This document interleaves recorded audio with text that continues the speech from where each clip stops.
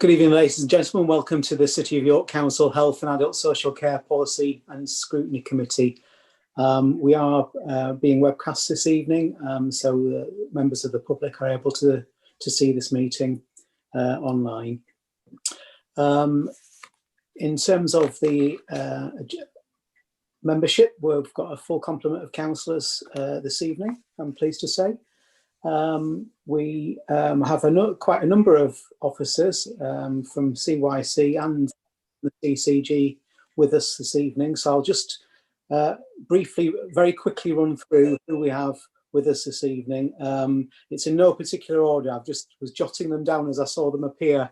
So we have Sharon Stoltz, who's the City of York Council Director for Public Health. Pippa Corner, who's the Assistant Director, Joint Commissioning for CYC and the CCG. Richard Hartle, Head of Finance, Adults, Children and Education. Terry Rudden, who's the Strategic Support Manager for Adults and Public Health. Michelle Bennett, our Democracy Officer, and we've got web hosts officers as well online. Dr. Nigel Wells for the Vale of York Clinical Commissioning Group. Stephanie Porter from the CCG, and Phil Metham will be joining us very soon. He's currently in a different meeting, but will be joining us. He's the accountable officer for the Vale of York CCG. I hope I haven't missed anyone. Please do let me know if I have. As I say, we've got a full complement of councillors this evening. So we'll move straight to the agenda items. Do any members have any declarations of interest at all relevant to this evening's meeting? Not seeing any. No, that's good. The meetings of the last public meeting from February are on pages 1 to 10 of the agenda. I think we'll probably only have, 3 or 4 members this evening that were here with us, so that we had some change of membership since. So I would ask the members that that were with us in February whether they are happy with or it's an accurate reflection of the minutes as they recall. Just to let me know if you wouldn't mind. Thank you. Excellent. Thank you very much. What I would just say, I think, with regards to the minutes, we have had several informal meetings as a Health Scrutiny Committee. And I think it's worth pointing that out, where councillors have met to discuss some of the issues. Obviously, a lot of it's been COVID related in recent months. But from point 64 on page 8 of the minutes, I think it's just worth us really getting that in print in our current minutes or the minutes for today's meeting in relation to several of the items listed on the work plan that we had in February. And I'm keen not to forget that some of these things we will probably want to pick up at some point in the near future. And I think we just need to make sure that we add those so that we don't lose that kind of continuity from then. So there are several items we might want to pick up on, and my suggestion would be there that we perhaps discuss some of those at the next informal session and try and formulate some kind of work plan going forward to reintroduce those and any others that we might want to add.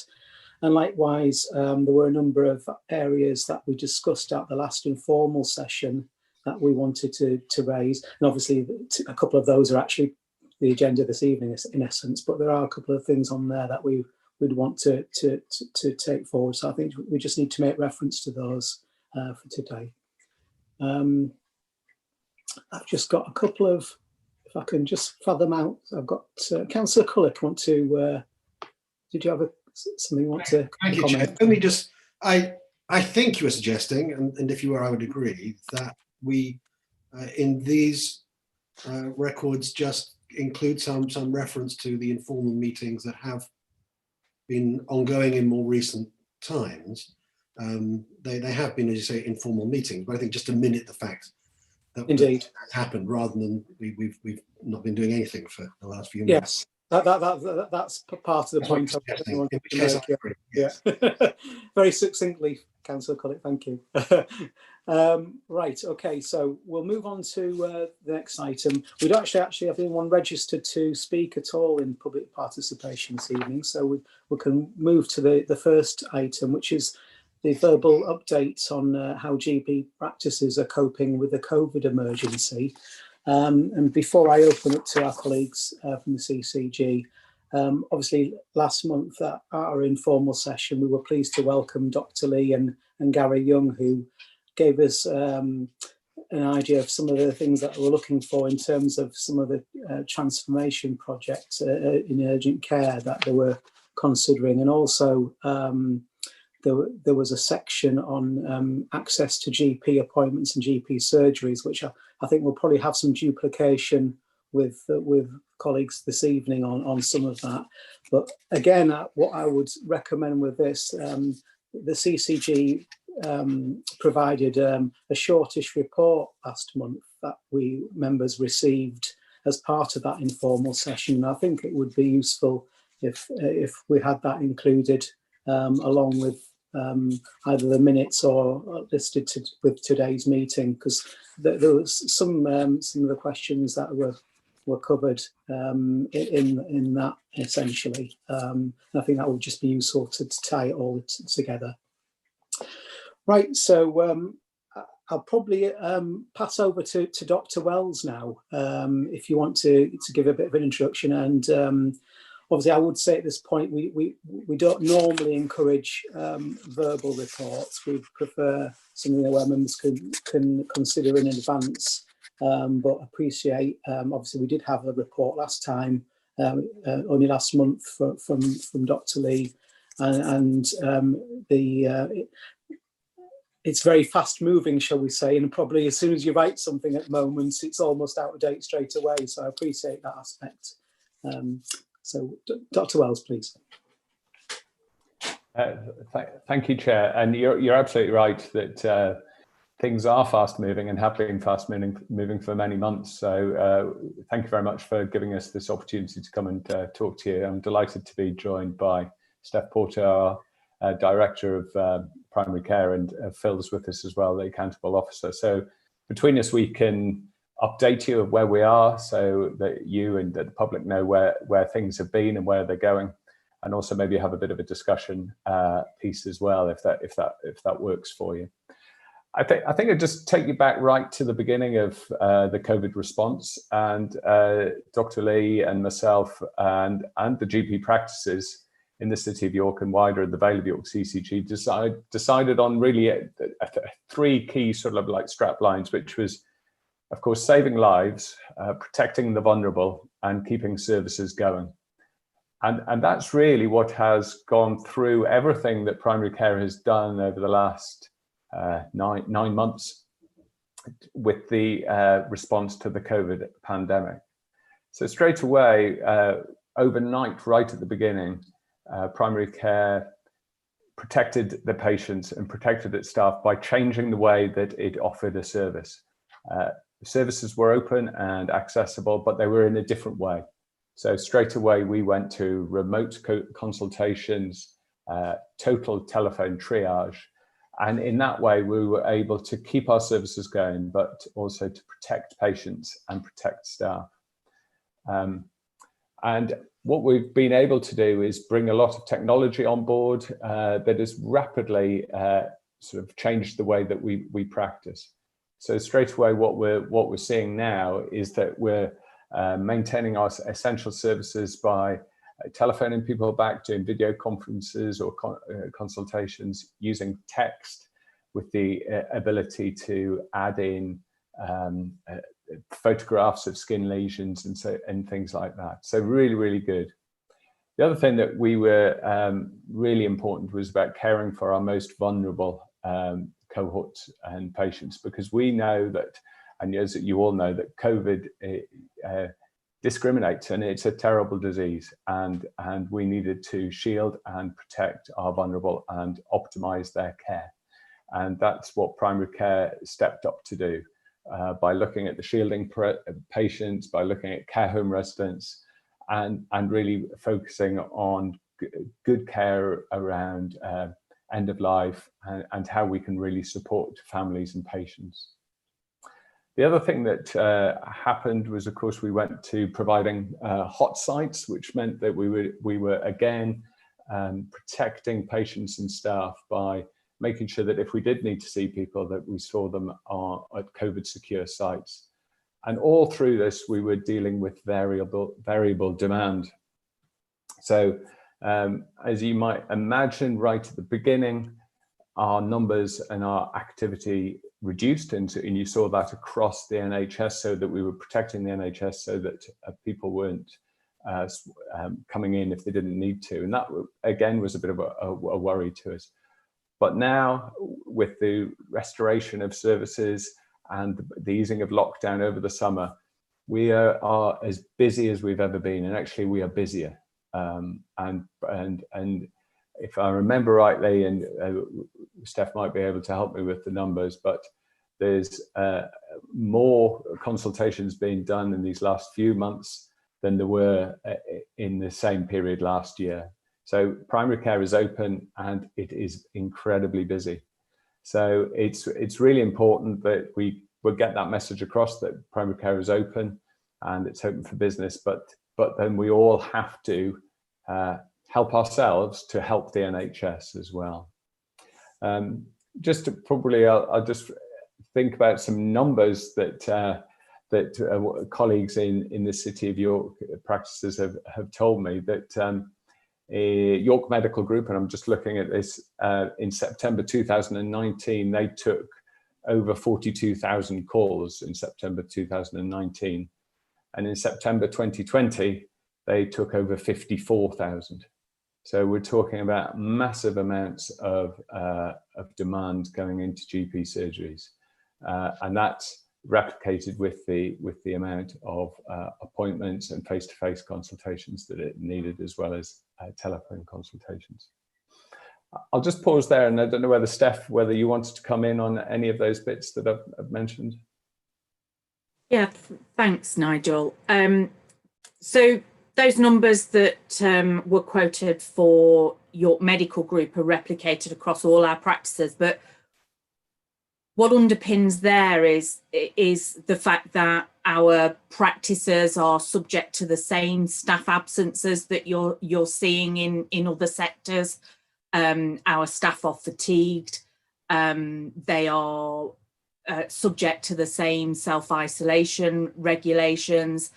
And one of the things that's been a feature most recently has been the impact of non-clinical staff self-isolating, or indeed being out of practice because their children have to be home and there's no childcare arrangements.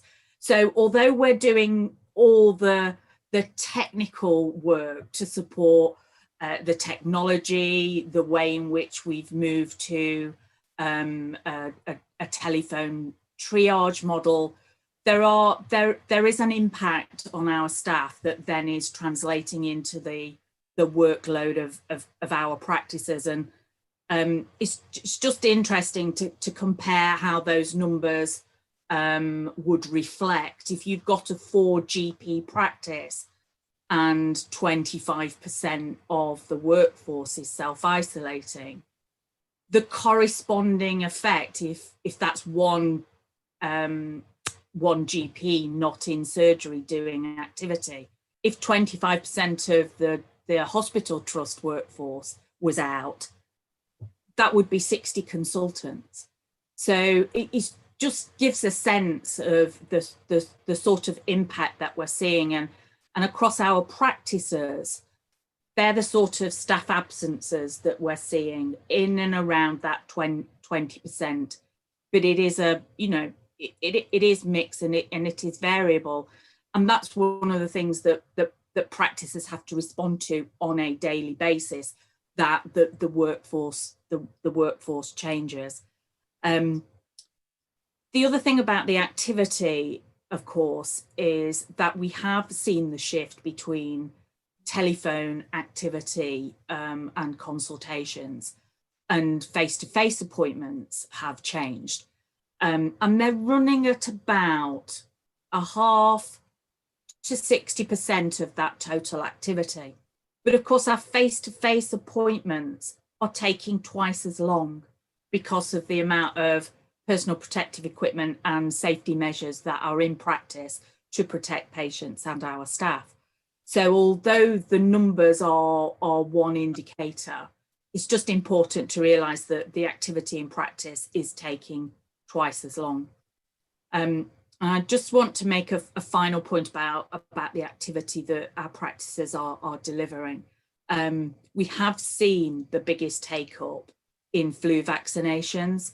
We're running at over 75% when traditionally we would be in that 50 to 60%. So alongside all the work that we've discussed this evening, it's just worth bearing in mind that general practices have also delivered some fantastic activity and numbers to protect people with the flu vaccinations. So I'll pause there. Thanks, Steph. So I suppose the current situation, and with wave 2, it's compounded it, is that we are dealing with routine clinical demand that we know is out there and should be out there and that we want to deal with. We need to address the backlog of any deferred activity that we need to catch up on, and that is a stress across all of the NHS. And then we need to increase the delivery of sort of priority areas. So health checks for people with learning disabilities, severe mental illness, the protecting the vulnerable bit that I was talking about, long-term conditions, frailty. And as Steph says, the rollout of an expanded flu immunisation programme, which is the biggest in history. So all of these things mean that general practice and primary care is under extreme pressure. And there is a finite resource there to go around. So I would be saying to all of us is that communication is key here about what the art of the possible is and what we should be doing for now and for the future. For now, we should all be trying to look after our own health and protecting others by doing the public health measures that we all know are right. So I would implore people to do that. We need to start to look after our health as well going forwards, to look at prevention and population health, and to see where we as a City of York can become healthier, and how we can help each other with that. And I think that really goes back to our point of really then what we want to do, those three things of saving lives, protecting the vulnerable, and keeping services going. So I'll pause there because I know I haven't brought Phil in, so I don't know whether Phil wanted to come in on anything, and then maybe Chair, if there's any particular points that you want to raise or pick up, we'll be happy to look at those. Thank you.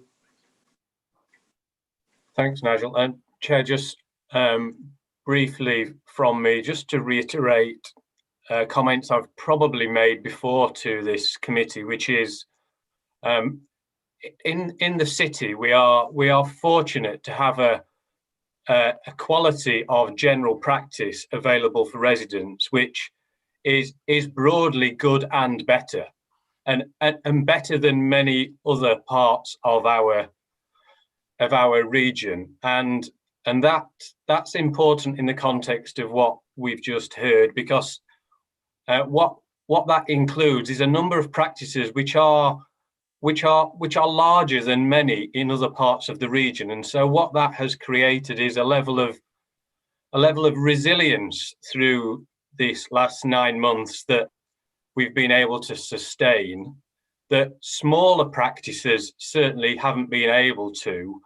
And it's also enabled us to provide that hot and cold service that hasn't necessarily been available in other parts of the region as well. So I think, and this is only my personal view, but my personal view is we should be grateful for and commending our practices for their work over the last months, and would add that you may know that there's something of an urban myth promulgated, perhaps nationally, not so much in the city, that general practice has had its doors closed and hasn't been open for business.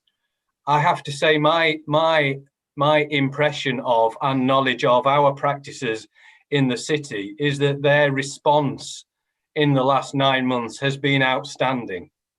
And they'll continue to do that, but they are fatigued. I have to say they are fatigued.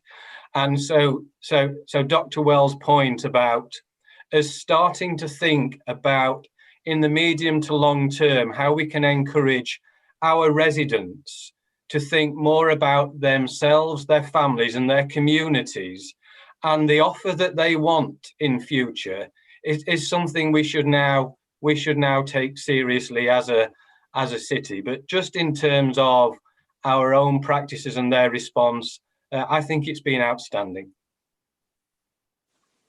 Thank you very much, Phil. Before I open to questions generally to members, I've got a few questions, but I'm just going to ask the first one, which is part statement and part a question to go along with it, really, and then I'll ask members to raise their hands as they wish. Obviously, we've heard some of the how COVID's impacted potentially on the availability of appointments for residents, and not least because of some of the absences that we have in the system with staff, which is understandable.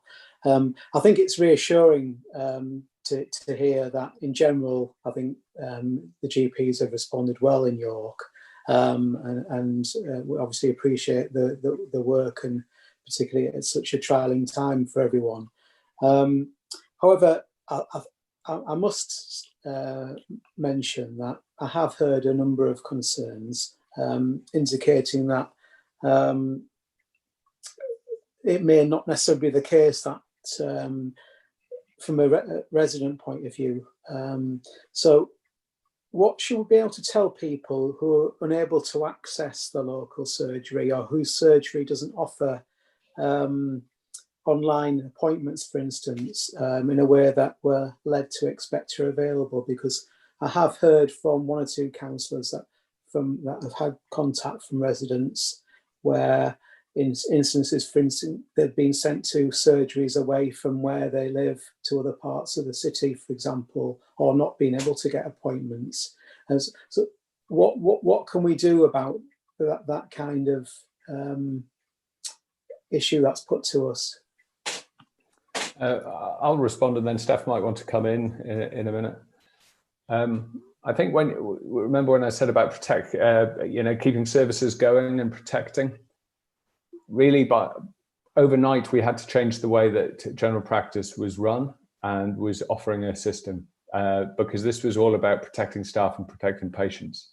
So the number of sites that were open at certain times will have completely changed, and will completely change, because of the way that we have to flex our resources accordingly to see the patients that we need to see, to talk to them on the telephone that we need to do, and to sort out online.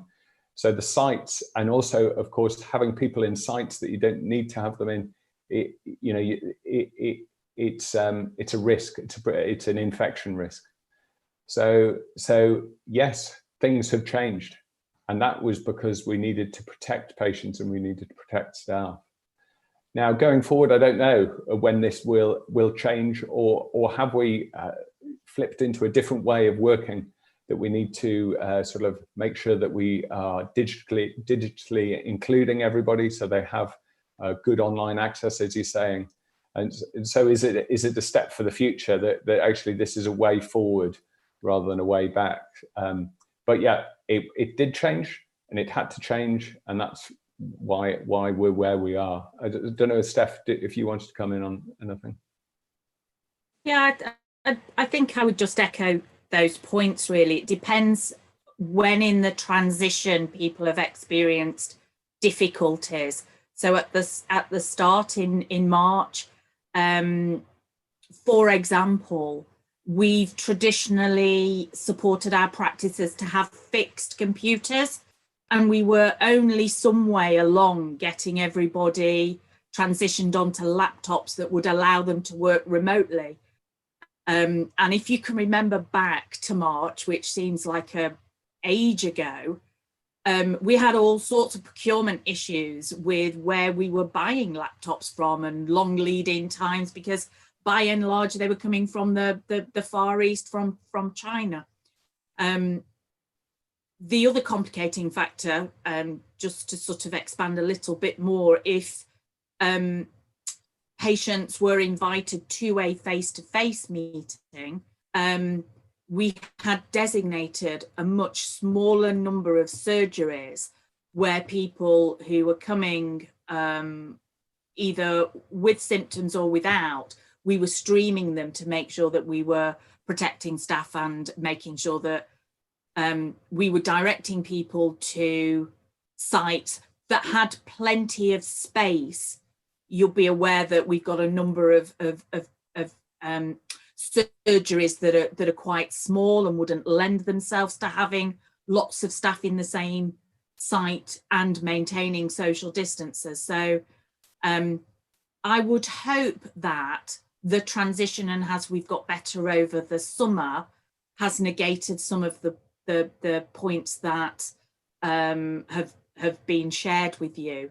But we are not without our difficulties, and as I expressed before, on a day-to-day basis, if staff in their numbers are reporting ill or self-isolating, or are identified through track and trace and have to leave the practice, then we will get fluctuating changes in the availability of appointments. But we hope that that is negated by the fact that so many more appointments are available through telephone consultation. And just on a final point, sometimes when we talk about online consultation, people do think about video consultation, and we're not quite there yet with our practices. Actually, it's more a telephone triage service with uploading of photographs. We don't necessarily have the bandwidth and the quality yet in the digital advancement with our practices that would allow you to do the sort of detailed consultation over video. So there's just something about the language, and we hope that most people can engage with our practices via a telephone consultation, so that we can assess and triage safely their access to practices. But it is fair to say that demand outstrips availability of our primary care provision on occasion. Thank you for that. So I'll go to members' questions. It's Councillor Taylor first, then Councillor Perez, please. Thank you, Chair. It's nice to have a Zoom that actually works properly for a change.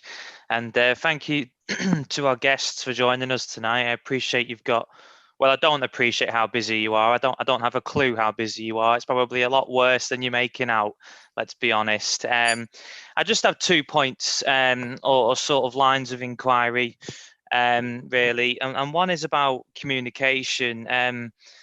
Phil touched on the sort of, God, I'm paraphrasing here, and that's dangerous. How this national narrative around GP access not quite telling the true picture, and I'm glad he's raised it. I mean, we touched on this quite a lot in our informal meeting that we had a month or so ago, and one of the suggestions that come out of that was that local health providers, be it the CCG or whoever, get better and much more, if you like, aggressive in their comms around what expectations the public should have, and also how their local access to healthcare is working. Because I feel like we only ever find out how our local primary care service is working once we've tried it and got frustrated by it, and there's a total mismatch of expectations there. And that's not said in a sort of super critical way. It's sort of in a, you can really help yourselves out way. That's where I'm coming from with this. And is that something your comms and engagement people can look at? Perhaps a quarterly bulletin that goes out to every door, not people's email inboxes, but out to every door, just to bust those myths that often come in the national newspapers, because you only ever get the horror stories there, but they're so influential on the country. So that'd be the first thing I'd raise. I mean, Chair, if I can let people respond to that and then come back with my second point, that would be lovely. Thank you. Yeah, Certainly. I think it's a good point. I welcome that point.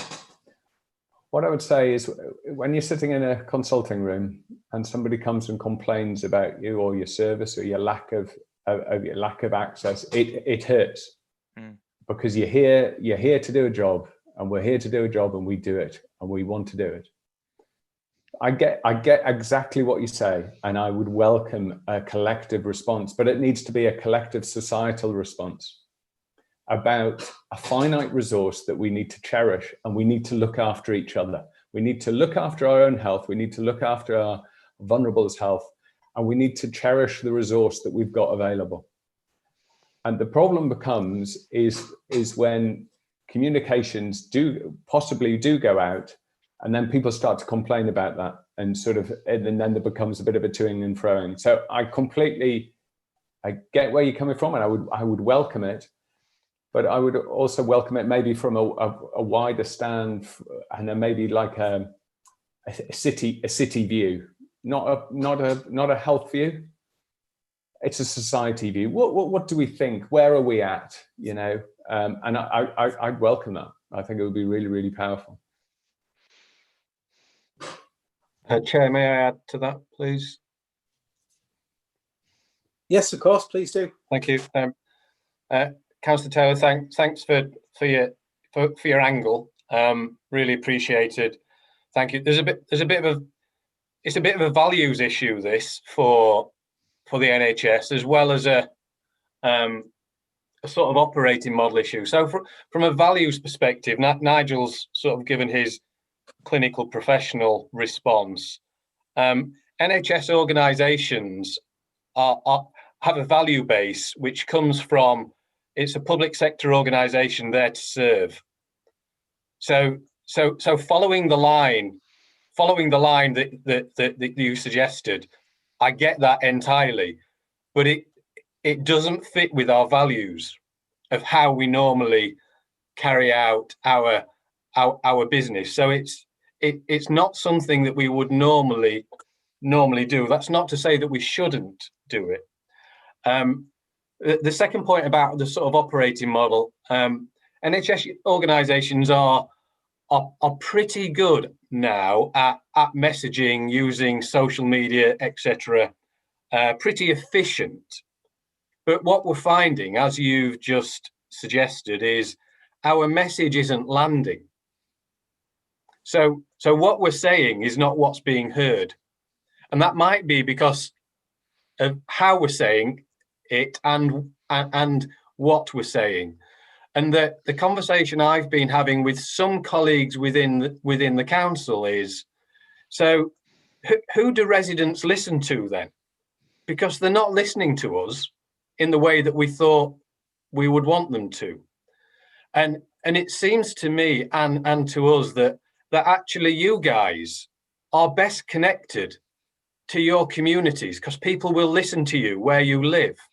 And I've had the same conversation with our local elected members of parliament to say, what can we do? A bit like Nigel said, what can we do to reach into our communities so that the message is a live one, that we've almost got a sort of reference group approach where people from each of your constituencies can talk to us about their expectations. We can talk with them about what we may be able to do or not to meet those expectations, and how on an ongoing basis we can start an engagement and dialogue that is real, that grows, that is organic, and that starts to build within the community. Because the way that we are trying to do it which is well-intentioned and value-based, isn't landing. Thank you all for those responses. I think they're really, really helpful. And we had similarly helpful responses in the informal meeting that we had. And I really do think, Chair, that there might be, I say, piece of work, not to make it sound massive, but I think there's a gap here for some really effective partnership work. And then maybe we can get onto the executive member about this, and I'm sure Councillor Runciman would support it. I just sort of think if we don't crack it, then, you know, our GP practices, they've just stood against the wall, taking hit after hit after hit, and it's totally unfair. Even though you do get the occasional issue, I'm not going to deny that, but that happens in systems. I just think it's something we should all work on, and I'll follow up with you, Chair, after this meeting, and if we can do anything, then let's. The second thing, and I appreciate people sticking with me here, is to touch on this medium to long term question. Obviously, resources are finite, but I'm not going to lie, and this is aimed at the professionals here. Even before this pandemic hit, we were hearing from yourselves and other colleagues of yours how hard pressed you were anyway. And I guess my question is, are we seeing any signs from National that might see an improvement in the supply of clinical experts to help? Because I know it's not just about buildings. We have a declining number of GPs in this country, and if that isn't cracked, then these pressures are just going to get greater and greater. And you know, we can have all the self-care discourse and instructions in the world, and that's great, but unless we make sure the system is properly resourced, I think you're always going to be struggling, and that to me feels wrong. I mean, ideally, not to get too much into my socialist utopia, Chair, but I do think the best health services should have a degree of flex in them. And for what's probably been 10 years or more now, it's just been a struggle, and something's got to give. And so, yes, we're in a pandemic. I know I'm waffling here, but to the professionals, are we seeing signs from government that the resourcing of the system bit is going to be meaningful, improved after this, or are we still in an unknown territory? Am I making sense? Sorry, everyone. Yeah, I think it's really good points, actually. Really important and good points. And you'll know this better than I do, and maybe understand that counting numbers and seeing numbers is possibly a good way of politically seeing your way through things. But it's not a qualitative outcome, is it? It's not about people's quality of life and how actually far they can walk down a street, or how do they interact with their communities. So I think we need to absolutely get out of this sort of the counting numbers for counting numbers' sake, and move more into outcomes and quality. And in my mind, and I would say this because I'm a generalist, I'm a general practitioner, family doctor who's worked in sort of family medicine. It's about the whole person and the whole family, and it's about societies and communities, because there's not always a medical solution for people's needs and wants. So we need to expand not only the medical workforce around specialties, but absolutely we need to expand even more so into sort of generalism and people's health and family health, because actually that's what stops people then going further into the health service and getting having to become under sort of certain specialties. So I completely get where you're coming from. Are we at a time where we're changing and there's a course change on this? I'm not sure. It'll all depend, and this is my personal opinion, it'll all depend if we go back to counting numbers. If we go back to counting numbers, then we'll go back to trying to deal with those numbers, and those numbers normally are dealt with in hospitals or in and how many people are waiting for this, that, and the other. It doesn't show you the richness of what actually needs to happen in the communities. So I'm probably rambling a bit now, but I hope you get my drift a bit on that. I don't know whether Steph or Phil want to come in, maybe clear up what I've said. Thank you. If I may, I will interject on some numbers because it might help people sort of quantify. I mean, if people remember, Jeremy Hunt said 5 years ago that we needed 5,000 more GPs just to stand still. Well, since that time, we've lost 2,000 whole-time equivalents. And so actually we probably need 7,000 to stand still. But I don't think GPs, with all due respect to Dr. Wells, are the whole answer, and he's just acknowledged that. Actually, certainly within the City of York, we've recruited over the last 2 years to 80 new additional roles posts, and they have ranged from social prescribing link workers as we try and move away from the medical model to link into communities and link into the voluntary sector, who are far more agile, far better placed to address some of those prevention, self-care aspects of the whole person. So that has happened. But I think it does come back to that wider richness of conversation with our citizens, in our language, our patients, about how we move forward with a scarce resource, and how we start to think about services beyond that of primary care, and how we, I've been in the health service for 30 years, and we talk about the prevention agenda and where we place the control for the prevention agenda, and we just need to get smarter around that. On a positive note, the COVID crisis did inject a whole new way in which we could encourage returners back into the profession, and the city has benefited from that.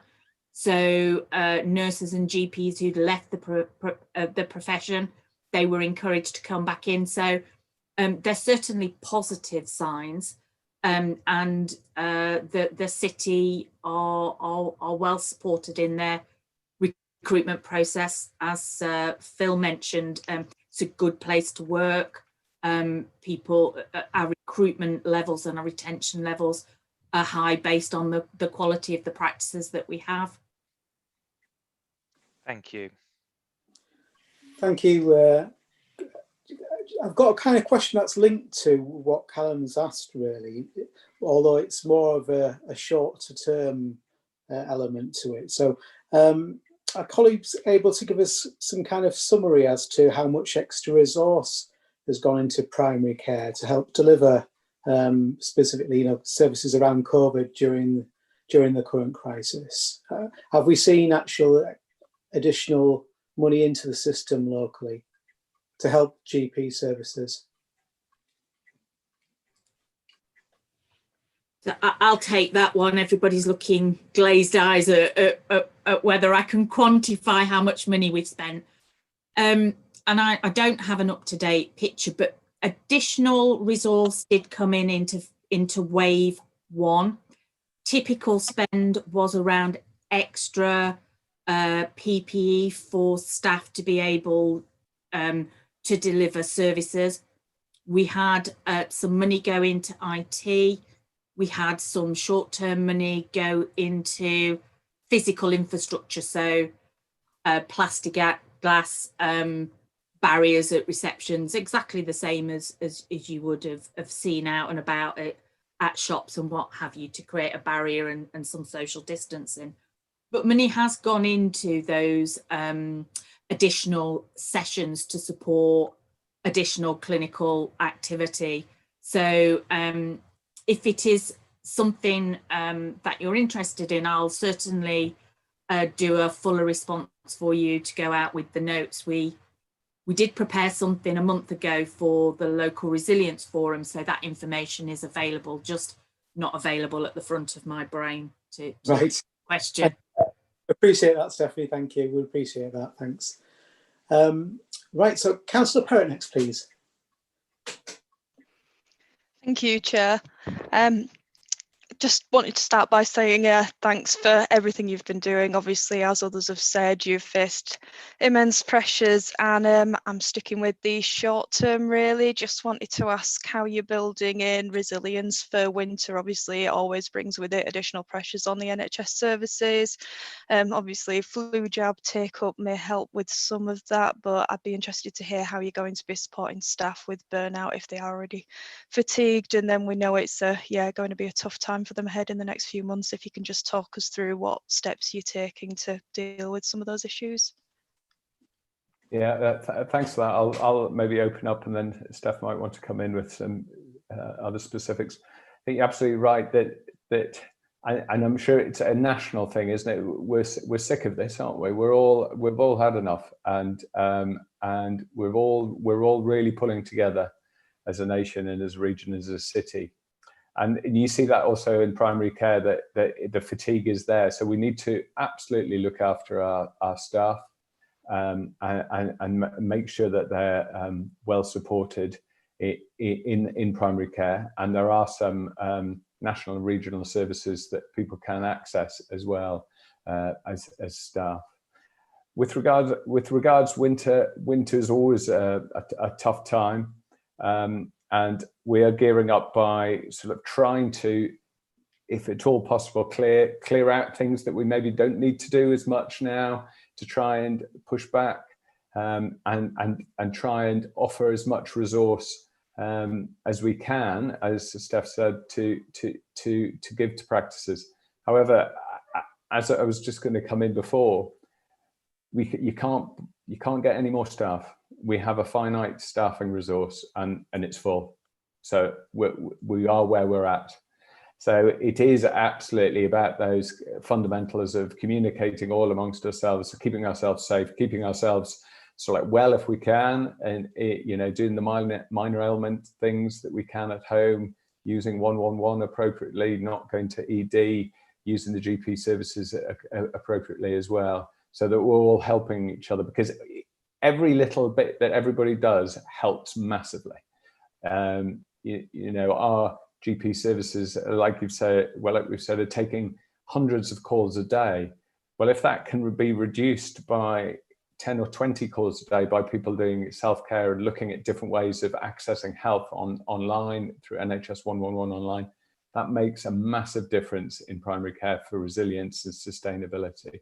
So it's back to that sort of thing of us all looking after ourselves, really. I don't know, Steph, whether you wanted to come in on anything. Yeah, so I think it's twofold. One is the well-being support of the staff themselves. So practices have online resources to support staff. Just to pick up on a previous comment, we're doing a media campaign on the back of some of the national stuff. I paraphrase, but a bit like "be nice to the receptionist, she's my mummy." Because actually, when you've waited in a queue to ring and speak to the receptionist, and you're anxious, you're nervous, actually, it's that person who's trying to do their job at the end of the phone, who isn't a clinician, who probably gets it in the neck. And if we're honest, we've had examples of people saying, just can't cope. I might as well go and work at the supermarket and have less stress. So we are cited on all of those things, and we are looking to actively support practices, and our LMCs have wellbeing champions. So on that side, we're providing a safety net. On the specific question of what are we doing around winter, people may be aware about the Nimbus Care mass vaccination flu site. So that's in that mutual aid. What can we do across a number of practices? Over the next 8 weeks, Nimbus Care will have 60,000 flu vaccination appointment slots. Whether they'll have the flu vaccine to deliver to all of those appointments is another question. And also, as part of our winter planning, we've got a whole range of ways in which practices will help each other in geographical cluster locations. And we also are putting on extra clinical sessions. Traditionally, that would more likely be required in January, but we are providing additional sessions so that if I can describe it as the overflow activity into our extended hours clinics, there's more money going into it. But it's rare we say this, but there are lots of different funding routes. There is some quite a fair amount of additional financial resource available, but practices can't access more staff to utilise all the funding available. We do brilliantly in York, but there are clear limiting factors, and that's trained staff. Thank you very much. Councillor Perry, did you have any follow-up from that that you wanted? No, just thank you for the answers. Thank you. Councillor Norman next then, please. Thank you, Cheers. And yeah, thank you to all of you for your time and your answers today, which have been very useful. I just wanted to sort of briefly come in, I suppose on the back of Councillor Perrett's question on the stresses that winter always puts on, and we all know will probably be worse this year than ever. And I understand that off the back of that, there will be a need to reduce pressure with regards to sort of minimal staff, etc. But I think I'm starting to pick up in my ward already, and a likely significant increase on pressure on the NHS with regards to mental health. And I suspect we're going to see that rising to very significant levels over the months to come. So I guess sort of to kind of ask what the message is on that, and what plans are in place to cope with that, as well as the additional stresses of winter. Yeah, I think that's a really good point, and apologies for not making it for earlier. I think you're absolutely right that mental health is going to be one of the key impacts or out of this crisis, and I'm sure you as councillors know that in your own communities with what you're facing and what people are coming to talk to you about. We in primary care are absolutely seeing it, and it is wide-ranging. It's not particularly any particular cohort. We're seeing it in children as well, through young adults, and also into the older and elderly population. So it is really affecting everybody, the mental health stuff that we're getting through. So that is really an important part of working with our partners, with our mental health provider TUVE as well, around how we can improve access to that. But of course, they still have the same issues around staffing, around protecting staff and patients when they're accessing resources as well. So there's a lot of work going on around virtual and telephone consultations around mental health. But it is something that I would absolutely agree that we need to support and put a lot of resource into over the next few years. And the CCG has done more. Maybe Phil and Steph can add to this, but have invested so much more in the last years than previously into mental health, because we know of the importance of that. And as governing body, it is one of our key messages that we want to take forward into action. So I'll pause there, and Steph and Phil might want to come in on that, because it's a really important point. Thank you. Yeah, so colleagues here may have heard in various forums that we're doing a lot of work to project what will be a very long ramping up of demand around mental health over the 4-5 years mark. And what we're seeing in primary care, I referred to additional roles that are coming into primary care.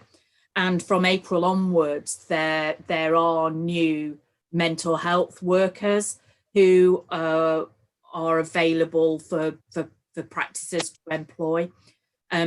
Why April? Why not now? Those posts are linked to training programs. So we know that they will come on stream. So that's the primary care end of the pathway. And we are working with our mental health provider to make sure that there's much more joined up activity with our practices. But it is tough, and we are anticipating more demand, particularly as some of the recession starts to hit. And you may have heard in different forums that our secondary care colleagues, our hospital acute colleagues, are seeing people in crisis who have never been known to the service before. So they're real key signals for us that our population is really needing a very high level of responsiveness. So the way in which we would hope to cope with significant demand is to make sure that we are signalling and directing people to available resources referred to previously around a lot of the online services that again have been revolutionized so that people can access a range of services, but that approach won't suit everybody. Some people actually have responded really well to online services, and it's been very interesting to see. Some people really are responding well to online services in a way that perhaps they wouldn't have face-to-face engaging with mental health services. But again, it's a wave of demand that we know is coming, and we're working with our health providers to smooth the demand so that we can respond to people safely. It's a really difficult area. I think this obviously it was always going to be an issue with such a wide scale issue such as this. I think perhaps it might be useful. I know in the past we've had links to various signposting. A list of signpost people actually to various services that we do have available in the city. And I think that might be something where our council officers can probably help councillors just with a refresh of that, and just for us to circulate generally to all councillors, as we're often, one of the first points of call for this, not necessarily from people directly, but from people that recognise, that they might have a family member or a neighbour or that they have concern with. So that might be something, I don't know, if Sharon could pick up for us, a list of current services in the city that we can have handy to, so that we can signpost people appropriately. Councillor Cullick next then, please. Thank you, Chair. I noticed just as you gave me the opportunity to come in that Sharon Stoltz was making herself available. I think you thought you were inviting her to comment at that point, and given her enthusiasm, I don't want to tread on her toes. By all means, invite the Director of Public Health to comment. Please do, Sharon. Sorry, I missed you there.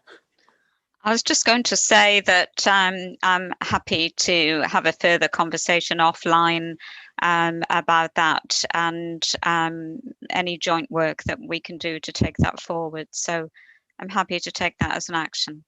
Thank you very much. Appreciate that, Sharon. Thank you. Councillor Culloch. Thank you. I think the points that have been picked up this evening by various colleagues have all been important ones.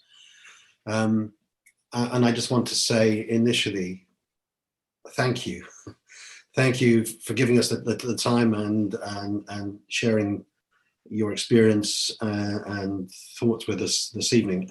I realized that you must be tired, you must be exhausted.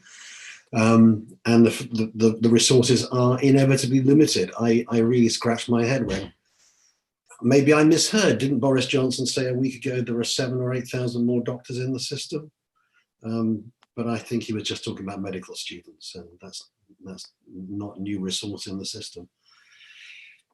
So thank you. And I would like us as a committee to put on record our appreciation and our thanks.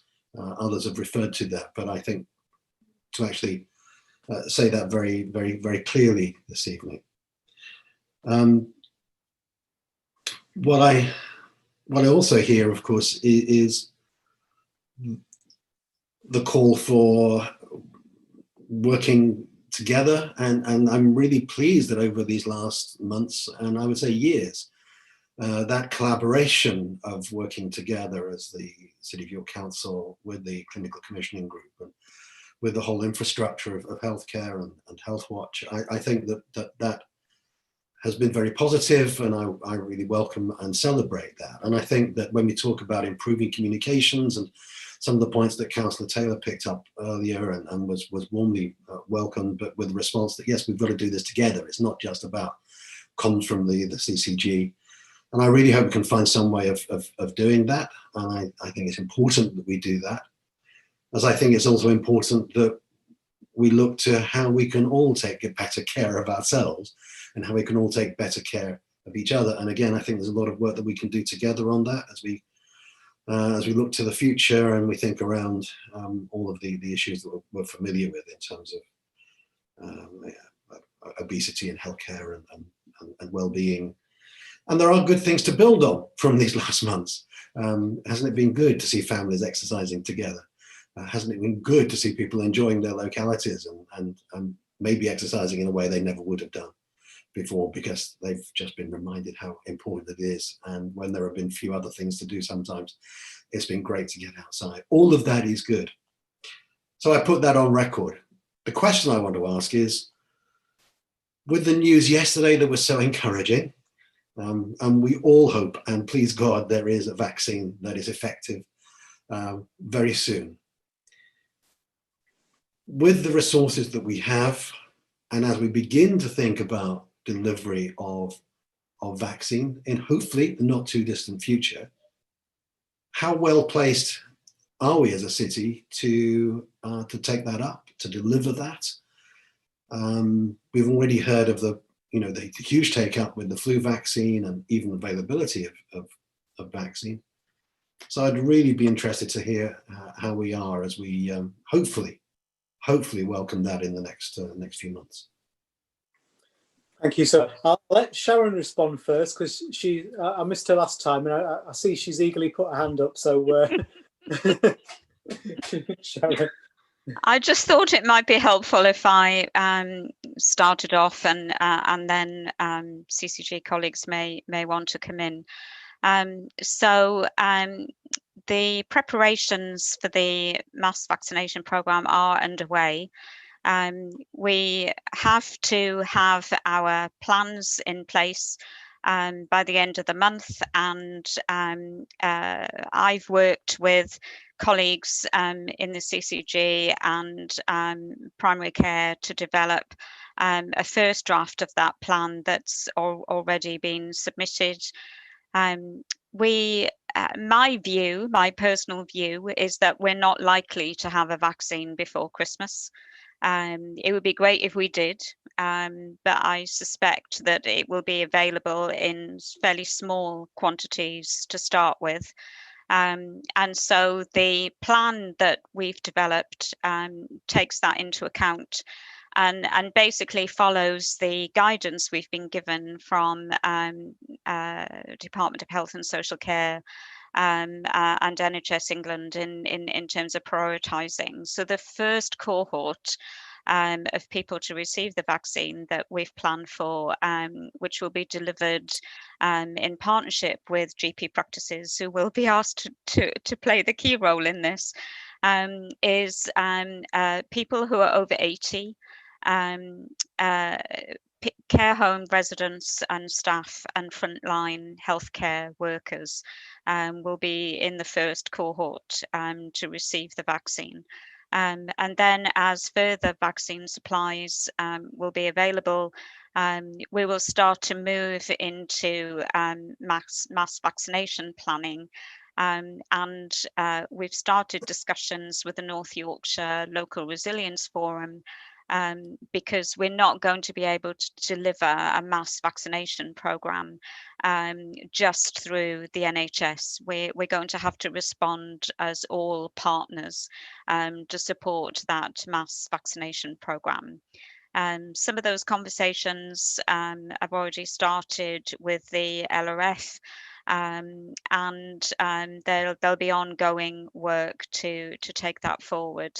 But I think it's fair to say, and I'm sure Nigel and Steph might want to come in here, that the first cohort will be very reliant on GP practices to deliver that.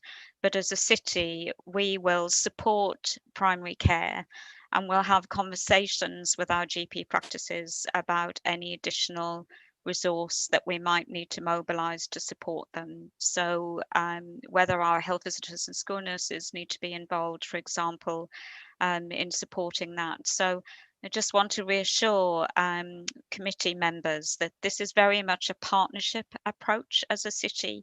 For example, I had a telephone conversation with the chief executive of York Racecourse today, who was offering the facilities of the racecourse to support us with a mass vaccination programme. So this will very much be a city response, and we'll do whatever we need to do as a city to support our GP practices to be able to deliver an effective vaccination programme.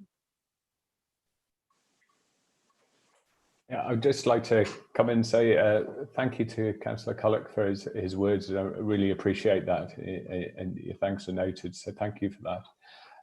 With regards the COVID vaccination, I would completely agree with Sharon. It's a collaborative approach that we're going to take, and we will take.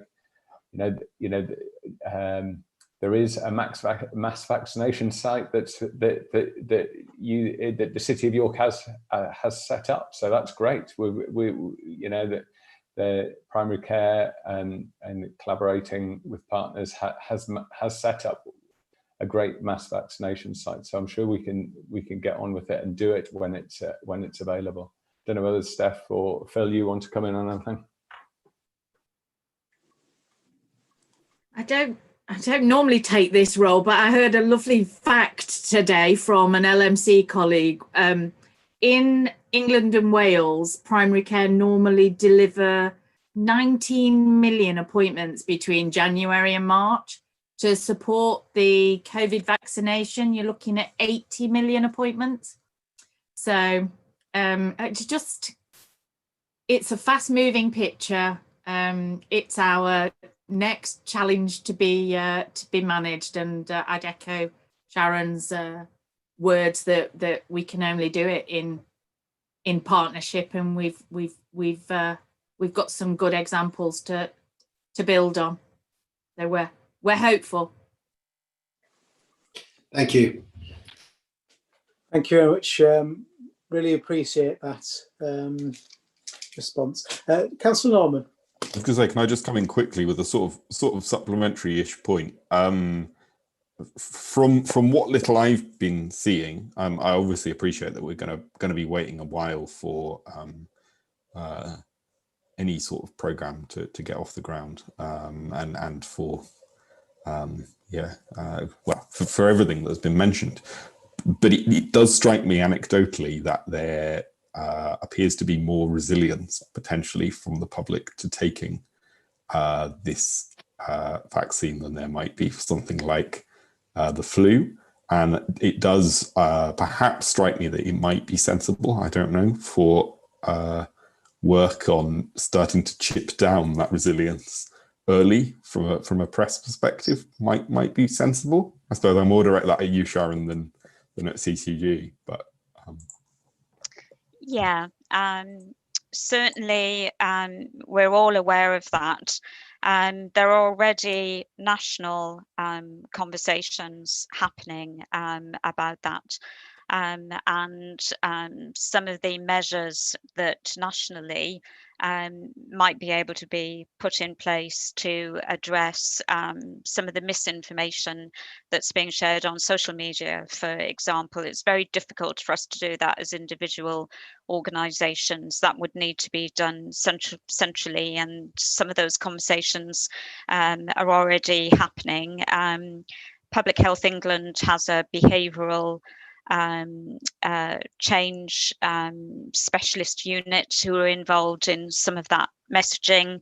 There will be publicity materials and health promotion materials that will be published nationally that will be available to local organisations, and we'll certainly be working collaboratively across the CCG and the council through our comms leads, preparing for that. So it's a really good point, and you're right, the sooner we can start that work, the better.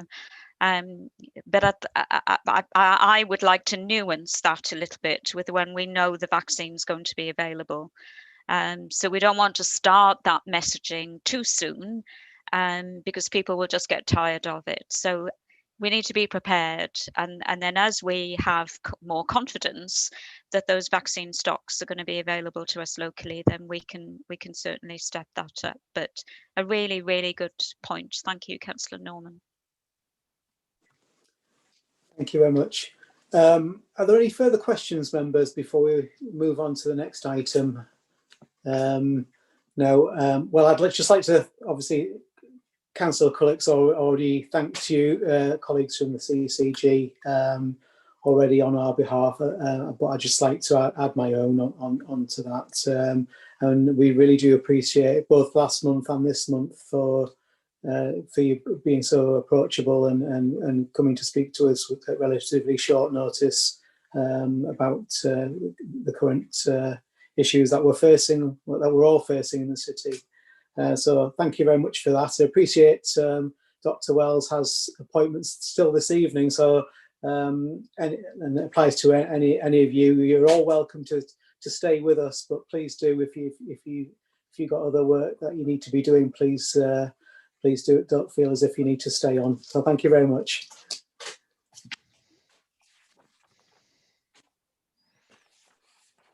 Right, members, so that we'll move on to the next agenda item, number 5, which is the Finance and Performance First Quarter Report for Health and Adult Social Care.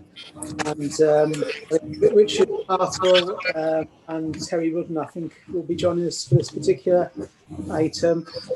Would you like to give a brief introduction? Obviously, members will hopefully have had a chance to look through the report, but if you want to give a brief introduction, please do. Yeah, thank you, Chair. So I'll give a brief introduction on the finance side, and I think Terry will pick up on the performance elements of the paper. So just to remind members of these particular finance and performance reports and where the sort of status is in the system when we bring them to you at Scrutiny. So this is the Q1 position. So what you have in front of you is an extract of the overall council report that went to the executive in October. So we take out the bits that are relevant to this Scrutiny committee and bring them to yourselves for discussion here. So on the finance side of things, so the table 1 on page 11 of the pack that you've got, that shows a projected outturn variation of plus 2.6 million, or about 5.4% of the net budget for the areas subject to this scrutiny. And that sort of compares to an overspend of 3.8 million in the last financial year, 2019-20, for the same areas of budget. That net position does include an assumption of future mitigations between Q1 and the end of the financial year of 2.5 million that the directorate are currently working on to bring that down to that particular level. So the gross level of overspend is higher than the net 2.6. What you've got in the paper then is the major variations that make up the overspend, and they're set out in paragraphs 4 to 13. And members will be sort of unsurprised to note that the COVID pandemic has had an impact on adult social care finances this year, and that is highlighted in some of those variations. So I'll stop there on the finance bit and ask if Terry wants to pick up a quick summary of the performance areas. Certainly, yeah. Hello, everybody. The performance areas are the usual ones that we've looked at in adult social care before. So we look at the numbers of people who are in residential care, the numbers of new admissions to residential care, but all of those are improving. We look at those who are supported to live independently and through social care prevention, which is a bit of a mixed picture there. We look at safeguarding, which is improving in terms of people feeling safe after they complete their S42 inquiries. We look at the numbers of contacts in contact with secondary mental health services and the number of assessments. Number of assessments has gone down slightly compared to a year ago, but it's not that significantly less. Number of adults in contact with mental health services has gone down, but that's partly to do with the way we count it rather than because it actually has gone down. And the numbers of people who get direct payments has continued to increase. Public health measures, there's some information at the end of the report about public health measures. We've got the healthy treatment service has been halted for safety reasons. Substance misuse, we've got broadly similar figures to what we had reported previously. Bear in mind some of this information is out of date because there's always a lag with public health data. Sexual and reproductive health, there is the numbers have increased slightly in terms of young females becoming pregnant for the first time. Adult obesity and physical activity, still above the regional and national averages. And the numbers of mothers who are pregnant who smoke has increased again slightly compared to where we were a year ago. And smoking in the general population continues to be less than the national average. So any questions about any of that from me or Richard? Thank you. Sharon, you indicated you wanted to speak? Or is that left over from before? I can't quite tell. No, thank you. Thank you, Chair. I just wanted to make a correction, really. My apologies to colleagues in performance that we didn't get this corrected before the report was submitted. So it's my fault, not Terry's. But just correct the information around the Healthy Child service. The service has continued to operate during the pandemic. It didn't close.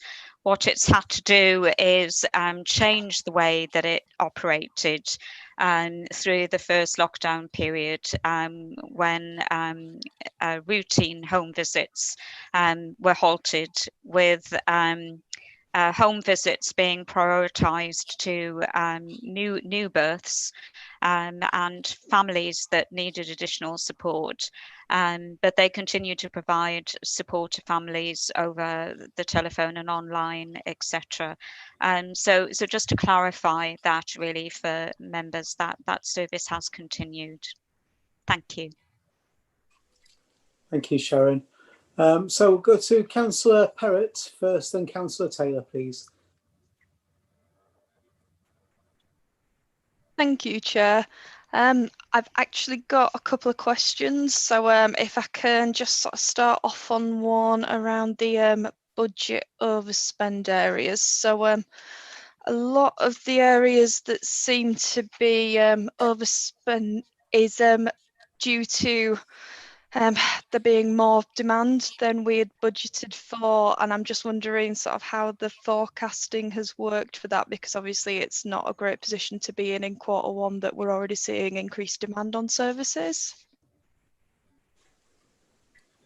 Okay, so I mean, I can pick a little bit on that, and others might want to comment on other aspects of it. So in terms of setting the budget, so we're doing the projections for the budget setting for the following financial year, sort of around about the time we're speaking now. And I think you've probably seen in last year's reporting that there was a continuing increase in the number of in the overspend towards the end of the year. So what we've seen is a continuation of that into the current financial year that wasn't apparent in its entirety when we were working through the machinations of setting the budget for 2021.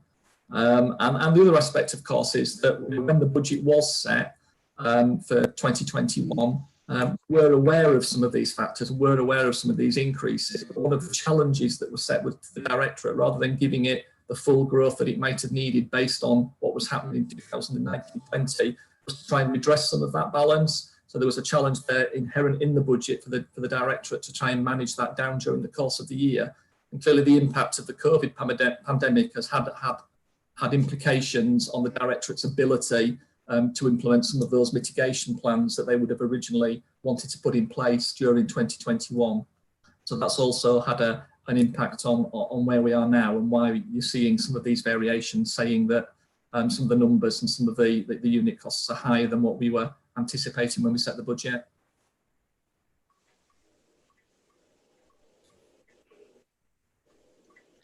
Thank you, Richard.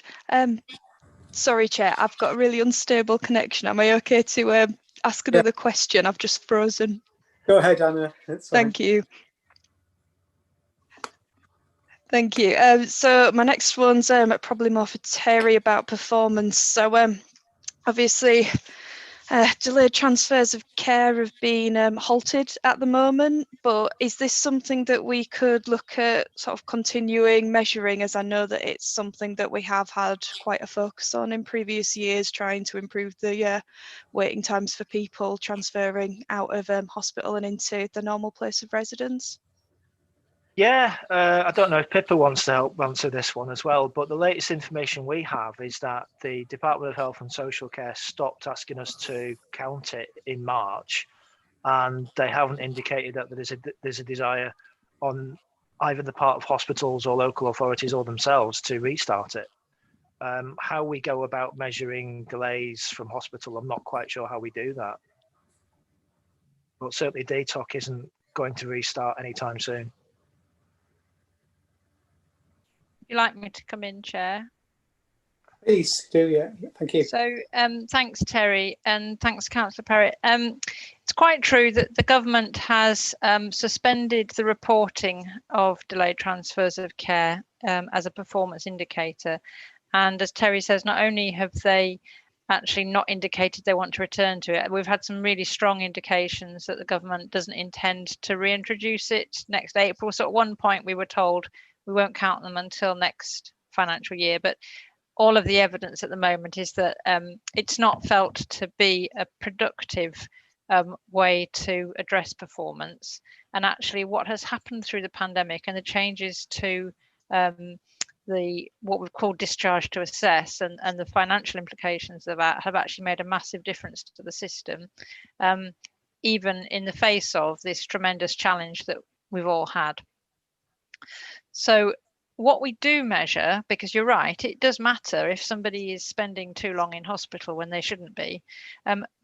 We have, as part of what they call the hospital discharge service requirements, which was a change of policy that came in March that changed the way we count delayed transfers.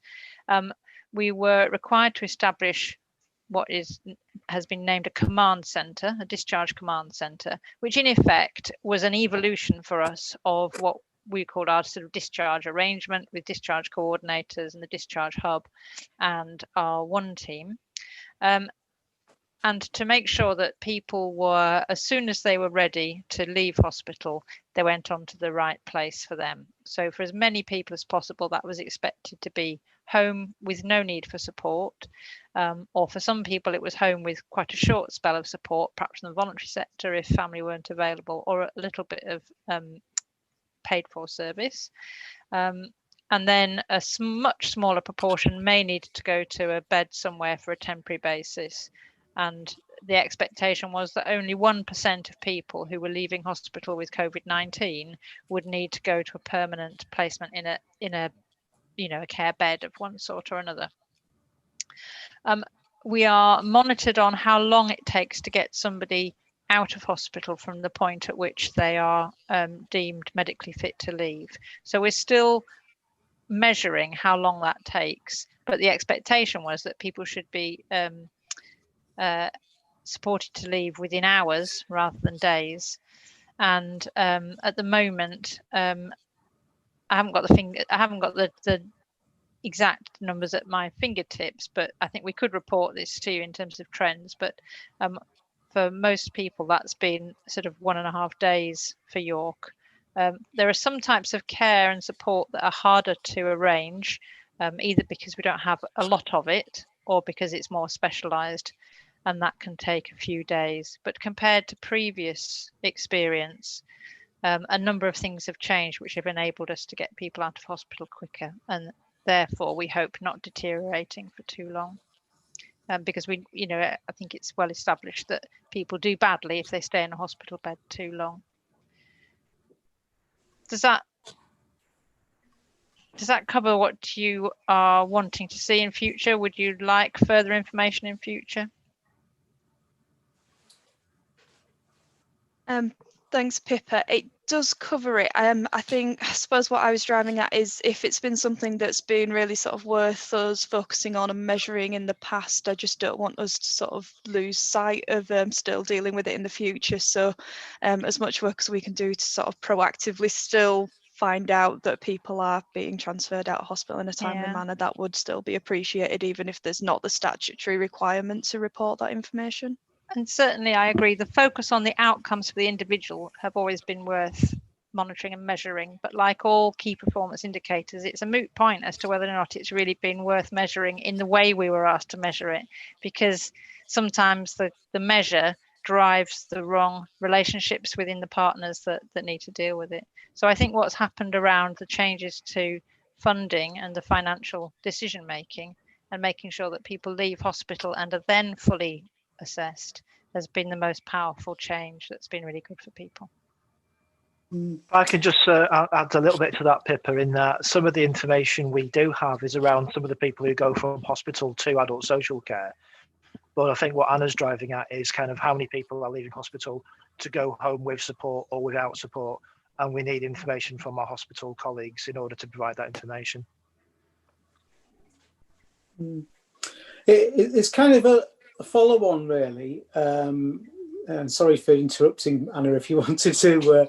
I'll come back to you in a moment if you want to add anything else. But obviously, a lot of the data in the reports, particularly pages 18 to 24, is activity that in some cases is a year out of date now. I think Anna quite rightly questions about wanting to know more about the outcomes. And obviously, Sharon already mentioned we'll continue with the healthy children's service, etc. So I just wondered why really we haven't had more of that kind of data presented, and assuming that payments are still being made for contracts that are awarded.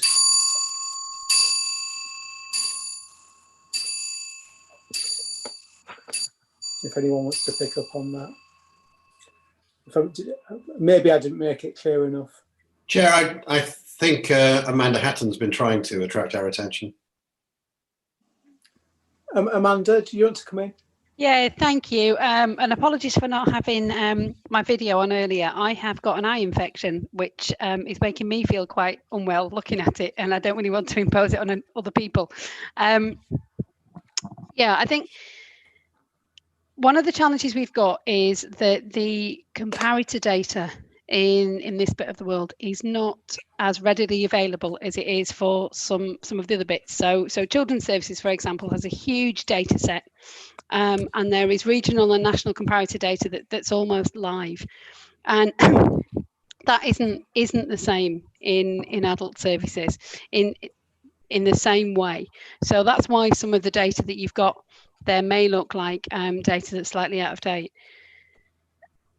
That isn't because the team aren't very robustly monitoring the data and working very hard on the data. And I've been in the DAS position for a total of 3 weeks now, so I take no credit for the good work that the teams have been doing prior to me coming into place. But I think I'm right in saying that we as a local authority have had the lowest number of people coming into adult social care system across the region, and that is a real success. What we have seen though as a consequence of COVID is that more people have had their community systems break down, and that's particularly apparent in the second wave. So, where you've had that informal care, which is really important, it's crucial that that's what we support people to access, those kind of neighbourhood and locality support systems, because of the stress that everybody is under, that we're starting to see some of that fall away. So what we are seeing, and Terry's done some great graphs, is a switch in home care particularly. So you saw a significant decrease in the amount of home care that people were receiving or needing, and now you've seen a spike in the need for home care, and we're seeing a spike in the need for formal services from adult social care, as opposed to those community services. And that isn't because of a failing in the system or a lack of being able to project the budget going forward. That is about the impact of COVID really seeing something that's very different in terms of what's available to the people who need support, and also a kind of need for a different response. But I'm sure Pippa will talk later when we get into winter plans about that. Doesn't change our approach. What we still wanted to do is very much that kind of strength-based approach, very much knitting people into community support, very much the home first approach, because they're the right approaches. It's just that COVID has given us a kind of a glitch in the system, for want of a better phrase. Thank you. Is there anything else you want to come back with, Anna, at all from your question? Thanks, Chair. I suppose there's just one final question that I did have about the performance figures, and it is around how performance has sort of varied so much 2017 to 18 up until the latest quarter. So there are a few areas where the numbers seem to have sort of decreased quite rapidly over the years. So, for example, the number of safeguarding pieces of work that were completed went from 1,056 in 2017-18 to 304. And I'd just appreciate if we can talk through some of those areas where we saw sort of a massive drop off in numbers over the past couple of years, if that's okay. It's not that the numbers have dropped off, Anna. In the first two columns, you've got 2 completed years. And then the last 2 columns, you've got a comparison of 2018-19 quarter 1 with 2019-20 quarter 1 with 2020-21 quarter 1. So you're only comparing two quarters in the last 2 columns as opposed to 2 years. Thanks for that, Terry. It'll teach me to look a bit closer at the table. It's okay. Thank you. So Councillor Taylor next, please, and then Councillor Culloch. Thanks, Chair. Thanks to colleagues for joining us tonight. Like before, we know you guys have got a lot on. I wanted to ask about the overspend, or the projected overspend on Haxby Hall, which is just over $500,000. Can you talk about why the delay hasn't yet happened? I mean, I understand the report says due to COVID. Forgive my cynicism, but we hear that an awful lot, and I like to sort of ask people, well, what do you mean due to COVID? How has that stopped the transfer to York Care from taking place? Because that's That's a hell of an overspend. I mean, I'm not sure of the full details of that one particularly, but I mean, I suspect it's because the staff that would have been involved in facilitating that transfer and doing the work on it will have been diverted, particularly in the early days of the COVID issues, onto other work, and a lot of staff were moved off quickly onto other work. So that's probably delayed that, and then probably the inability of external partners as well, who would be dealing with to actually facilitate that transfer. I don't know if Pippa is able to add any more to that, and that'd be helpful. But if not, I can probably get a fuller answer from Michael Melvin, who's the assistant director for that area, who is able to get the meeting tonight. I think that's probably the general reason why. Yeah, thank you, Richard. So I don't want to give a definitive answer because I might not have the full story. I might have mistaken it, but we can definitely give a note with the minutes about precisely what the concern was. But I think part of it is because it's then there's an element of the program which is to do with construction. So construction ceased for a period during the early part of the pandemic, and I know that it has begun again. But I think that did, and also all of the wider issues about everything changing has interrupted the sort of transfer of Haxby Hall, because I think the assumption is that staff would transfer with the service, that we've not taken on permanent staff for that reason. And also people don't necessarily want to come and join a service that's changing. So we've been obliged to deliver the service with short-term staff, which is sometimes more costly. It's a good service, they're doing great work, but it does change the way the financial structure works. So I think that it's about a stage of timing, really, where we are with timing, and that it will get back on track in due course. But you're right, it is a considerable sum that's quoted in the paper. I suggest that we ask Michael and the team just to round up a formal note, just to provide a bit more overview of that. Thank you. I mean, what would also be helpful is, if it's possible, some sort of timescale for when the transfer will be completed, because this is a gaping hole by the looks of it. And if I'm right in remembering, the amount of money that Yorkcare were paying the council to take on the 125-year leasehold was 450k. Now, I'm no whiz kid at numbers, but my initial reading of that is, before we've even transferred Haxby Hall, we've lost more money than we were going to get from giving up that leasehold, because over 500k is greater than 450k.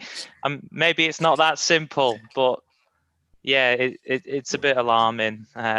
So any sort of detailed explanation would be much appreciated.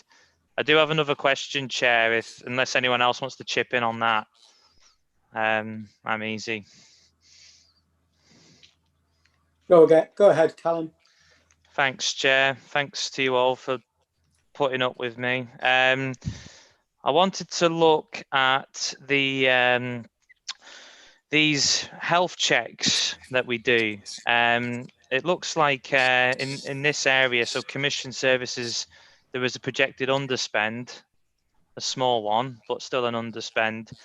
And I looked at this area, and it seems to be a place where we could improve how many people do these health checks. So the figures that we're given, what have we got? 0.6 of the eligible population received a check in the quarter two, I think that is 2019 to 20. So I'm looking at paragraph 34 in this paper here.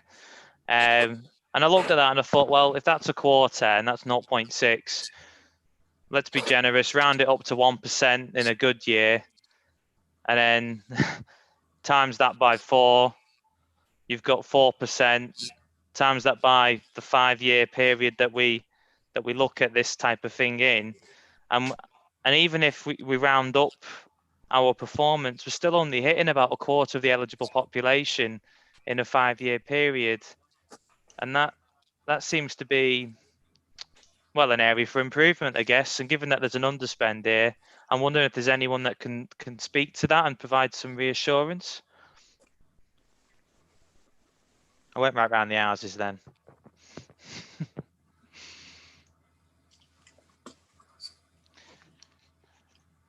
I mean, if you just didn't understand, then that's totally cool. I'll try and rephrase it. No, Sharon's got her hand up. Yeah, Sharon, do you want to come in, please? Yeah, so I'll say a little bit about what these health checks are. So these are NHS health checks that the government, in their wisdom, transferred the responsibility for commissioning these checks to local authorities when public health transferred over in 2013. However, the health checks are provided by previously by GP practices. We transferred the responsibility for delivery of the health checks to the health trainer service in the council about 3 years ago now. But they need to be delivered as a partnership with GP practices, because we rely on the GP practice data to identify the people who are eligible for NHS health check. So this is a national screening programme. It's aimed at people between the age of 40 and up to their 75th birthday, who don't currently have a diagnosis of diabetes or renal disease or heart disease. So it's a screening program aimed at healthy people. The aim of the program really is to identify those people who are at risk, clinically at risk, of having a heart attack or a stroke, or developing diabetes is what the program is about. We've had a number of difficulties in getting the program to run successfully. And so the numbers have never been as high as they should have been, despite all of our efforts, really. It's important to say this is a 5-year rolling programme. So the people who are eligible for NHS health check under the programme are invited once every 5 years. So at the moment, we are behind our trajectory. I think the new 5-year cycle started last year. Terry will correct me if I'm wrong on that. But the new 5-year cycle started last year. So at the moment, we are behind, but we've got to the end of the 5-year cycle to be able to catch up. The other impact, which isn't reflected in the report that you have in front of you, but it'll be reflected in the next quarter's report, is that we had to halt this program during COVID. We received instruction from the government that this is one of the public health programs we needed to halt during COVID because of the safety issues, really, of that face-to-face contact. So you're absolutely right, Councillor Taylor. Performance on this is not good enough. Not sure where the cost saving has come from, because this is delivered as part of our health trainer programme. And so a number of these costs are fixed costs to do with the equipment we need, the blood testing equipment we need, etc. So I'm unclear on the savings. Don't know whether Richard can say any more about that, but it's certainly an area where I'm very aware that performance needs to improve. And it's an area that we need to work in partnership with GP practices. What you will have heard earlier in this meeting, of course, is that GPs are under a tremendous amount of pressure at the moment, and the public health team is very preoccupied with COVID. And the health trainers who would have been doing the checks have been redeployed to support the contact tracing program and some of the other COVID work. So this is an area that I'm afraid performance is going to remain low for some time, and then we're going to have to plan a very rapid catch-up program once the pandemic is over, so that we can meet our 5-year target. Thank you, Just- Sharon. Sorry, just pick on the finance bit. I think, Councillor Taylor, you're referring to the £48,000 underspend on commissioning within adult social care.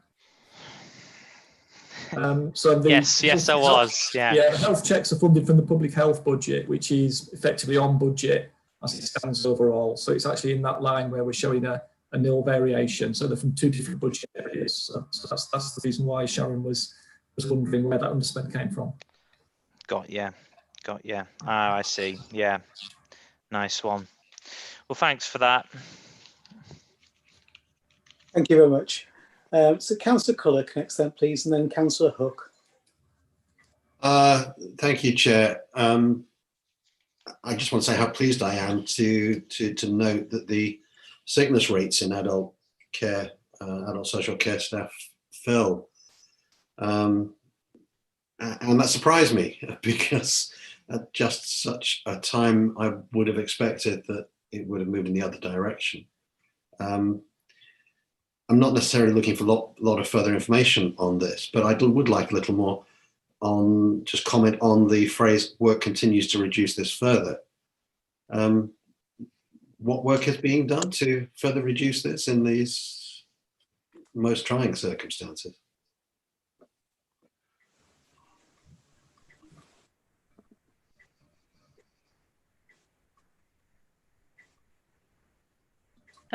Shall I just comment briefly? I think obviously the well-being of the workforce is, really important to us, and Sharon may also want to come in. We have so these are the council employees rather than the wider workforce across health and social care. So it's just important to remember that. So the actions that we take within the local authority to support staff well-being, I would hope are having an impact, both mental and emotional, as well as physical well-being. There's always an element of ill health that at the moment we can't avoid.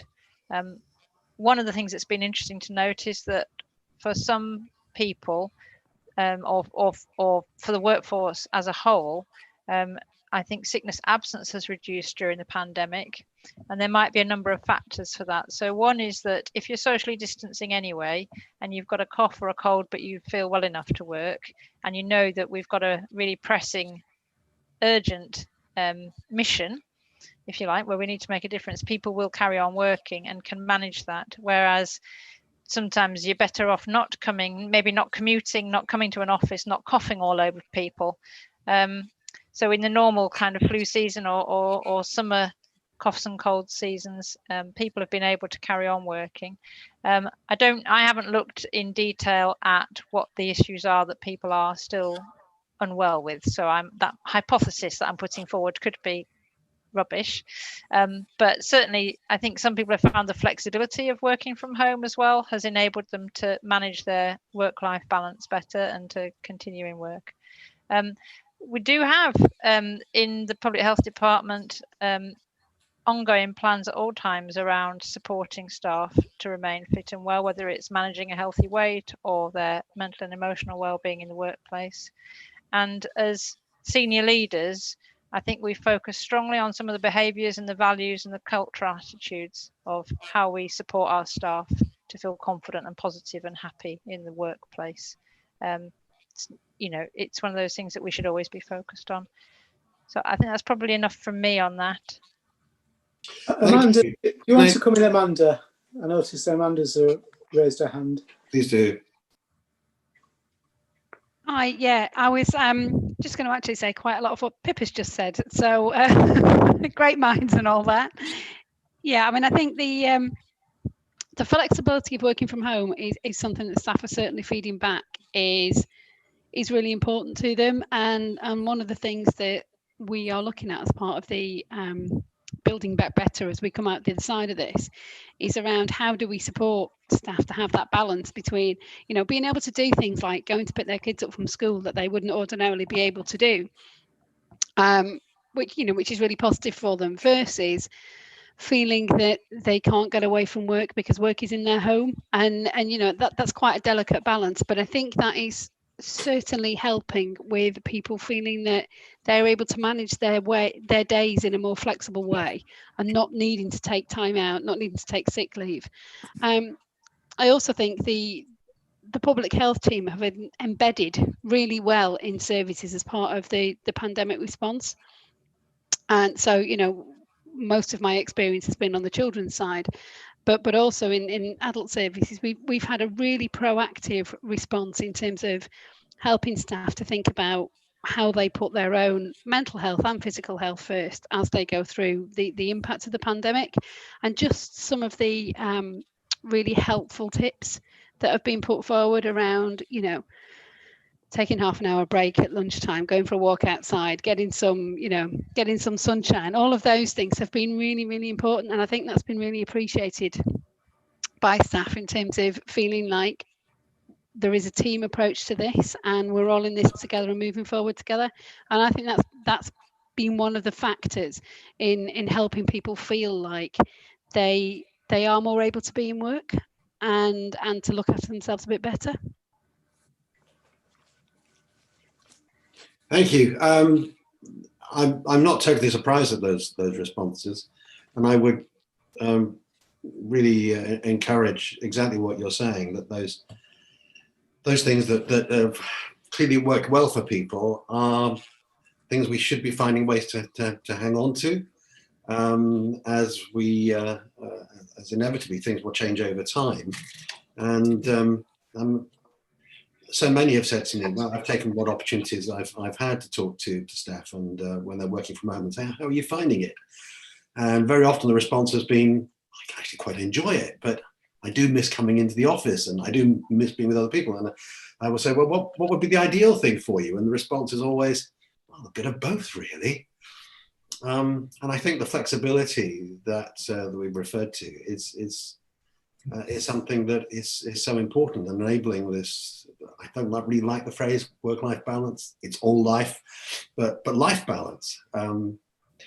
So please let us hang on to that. And I think that will contribute significantly to improving the sickness levels, and to see that has fallen at a time when, you know, it really wouldn't have been surprising if we've been talking about 25% sickness levels is something that we have to say, there are things to learn here. Let's make sure we do.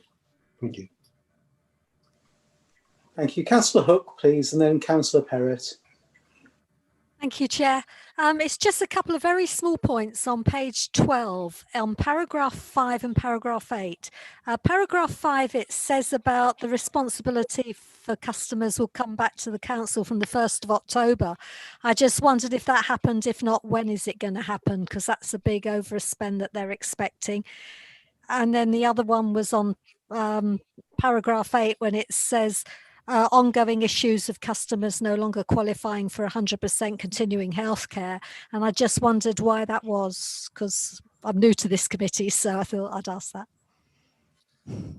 Okay, so on the first one, I think that was when this particular paper was being put together, that was the understanding of what was going to happen. So I think where we are now, it's more of a phase transfer in terms of that. So that will happen between now and the 31st of March. So one of the things that we're developing at the moment in terms of the Q2 paper that will come to this meeting in a couple of months is a mitigations list. And on there, we're trying to put in some assessment about what that change might mean. So I think that in financial terms, the picture is probably moving to slightly more favourable than it was at Q1. If that's helpful.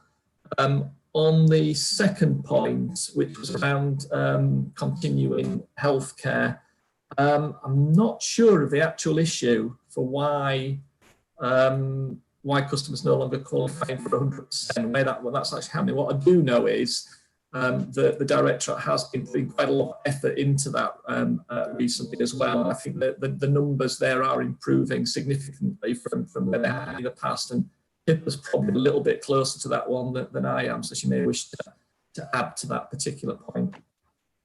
Yeah, thank you. I'll go back to the first one as well. So I was talking earlier on about the suspension of delayed transfers and the way that the hospital discharge service requirements changed the financial arrangements between hospital, CCG, council and population. From March, the guidance said that in due course, when the government decided, they would end that process and there would be a short transition period where things would sort of go back to normal.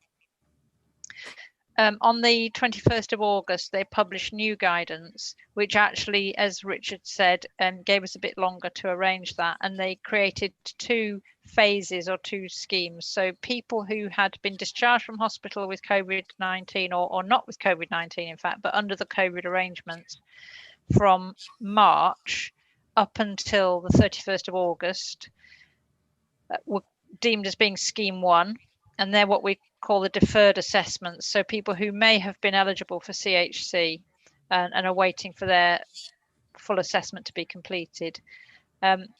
We have until the 31st of March 2021 with the CCG to complete those assessments. The CCG has to report fortnightly on their performance against completing those deferred assessments, and we have a trajectory planning to get them all completed in time so that nobody gets forgotten and we're able to do that in an orderly way.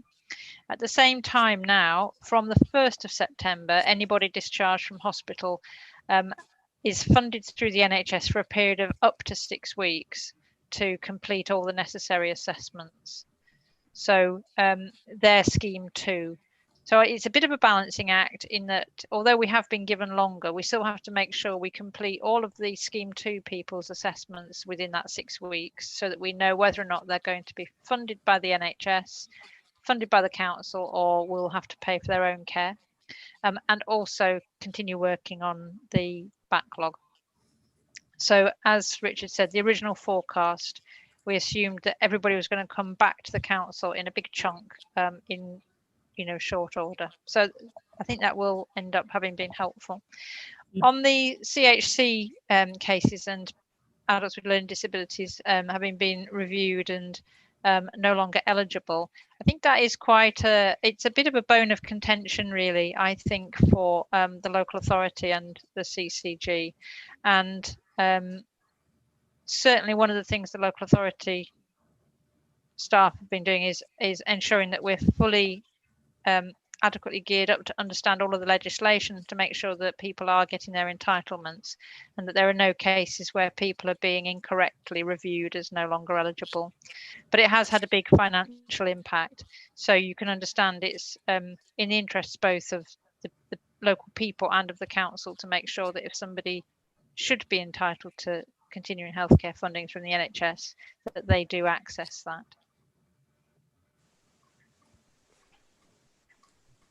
Thank you for that.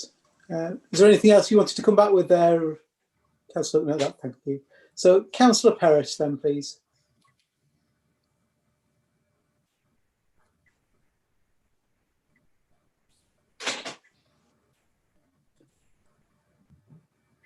She is with us, Chair. She's just having connection issues. Okay. Councillor Cully, did you have something else you wanted to raise? I don't know if it's from before or whether it's... Sorry, no, I don't. I'll take the hand down again. Sorry. Right, okay. We'll just wait for Anna to come back. But are there any I'm thinking we're probably getting... Sorry, Chair. All right, okay. Anna? Thank you, Chair. I apologise. Technological difficulties, as is usually the case on Zoom. It was just a quick one on page 24, paragraph 64, about referrals to IAPT. I know it's a bit of a snapshot figure because it's 2019-20 Q2 data, but is there any reason why our referrals are so much lower than the England average? I think we're 504 per 100,000 compared to 953. So I don't know if anybody can just talk me through why we're not referring as many people.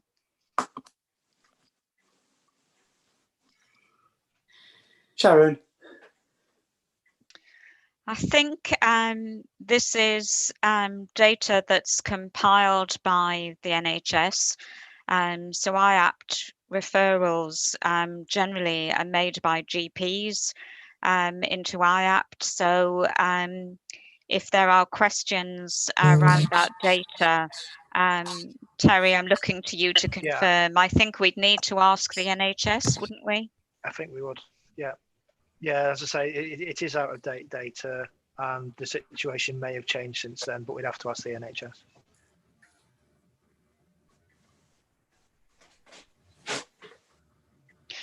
Which we can do. I know that the governing body, the CCG governing body, also monitor very closely this indicator.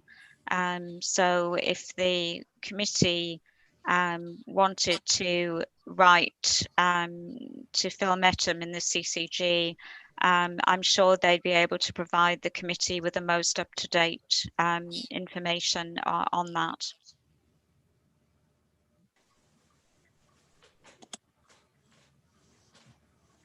Thank you. Right. I think we're going to probably take the briefest of pauses for a comfort break, because I think one or two people have indicated they might find that useful, and then we'll go immediately on to the next item, then the final agenda item. So just 2 or 3 minutes, folks, please. Cheers, Chair. Thank you.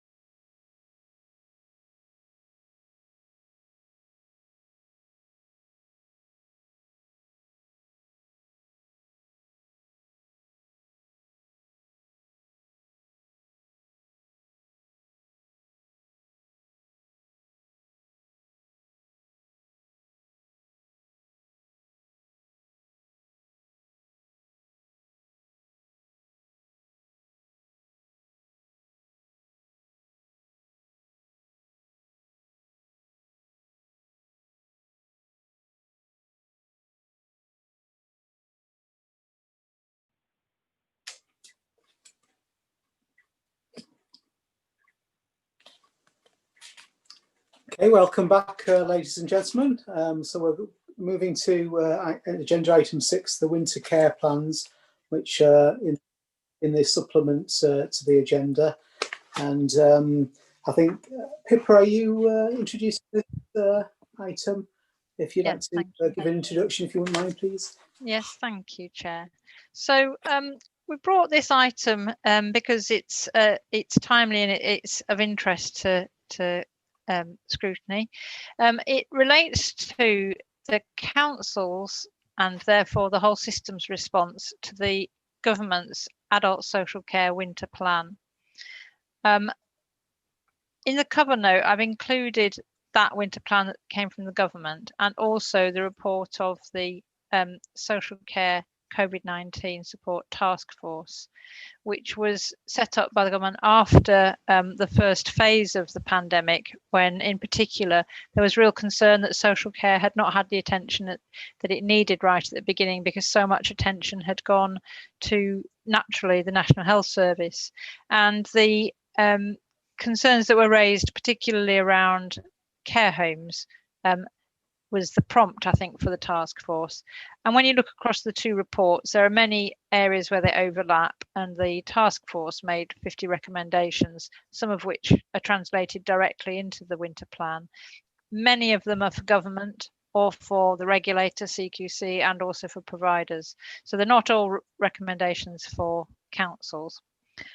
I attached the form of the winter plan that we needed to send back. So councils were asked to return a response to government confirming that we had a winter plan in place to support adult social care in the context of the continuing pandemic. And we were asked to write to the Department of Health and Social Care to confirm that. When in the spring we had been asked, or instructed if you like, to develop a care home support plan, we were asked to do that in the form of a letter to the Care Minister, Helen Whately. So to kind of be consistent, we chose to do this through the same sort of format, really, covering off each of the main areas that they wanted to see addressed in our winter plan. The care home support plan and some of the other things are on the council's website. I don't think we've placed this on the council website at the moment, but I think that would probably be a sensible thing for us to do alongside those others. So the letter confirms to government that we have plans around the various headings. So these are around preventing and controlling the spread of infection in care settings, collaboration across health and care services, supporting people who receive social care, the workforce and carers, both formal and informal family carers. Supporting the system, so thinking about how the funding works and care market sustainability and such like. And within that, I've also attached 2 reports which we sent to the government, because quite a lot of what we have talked about is the strength of our community response and how the whole system collaborated together, including use of the voluntary sector and the social prescribing link workers and ways to wellbeing that are hosted in the CVS. So I thought it was really important to share that, because there are lots of really important stories about how the community responded in York. And the reason that we've been able to do that is because we already had a really firmly established programme around asset-based community development, social capital building and community capacity. So volunteering, and you'll remember the number of people that came forward asking if there was something they could do to help in the early stage of the pandemic. And we did find ways for many, many people to make a really powerful contribution. And in terms of primary care, so when we were talking earlier on with colleagues from the CCG and primary care, one of the ways in which we were able to support the whole system was in creating with all partners the COVID-19 primary care hub, or SPA, which is single point of access, where people who had been diagnosed with COVID-19 were connected into the Ways to Wellbeing Service and the social prescribers, plus a sort of, if you like, the cliche, an army of volunteers who could make social welfare calls to make sure those people were recovering well, that they had access to all the support they needed, and they had the right advice around self-care, because we had known obviously that there was a risk around COVID-19 that after 7 to 10 days people can think they're getting through it quite well, and then they can suddenly take a turn for the worse. So it was partly about checking in with where people were and making sure that if they did take a downturn, they took it seriously and accessed the support they needed.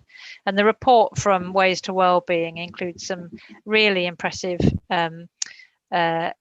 statistics around the number of appointments that were avoided by them taking on that role.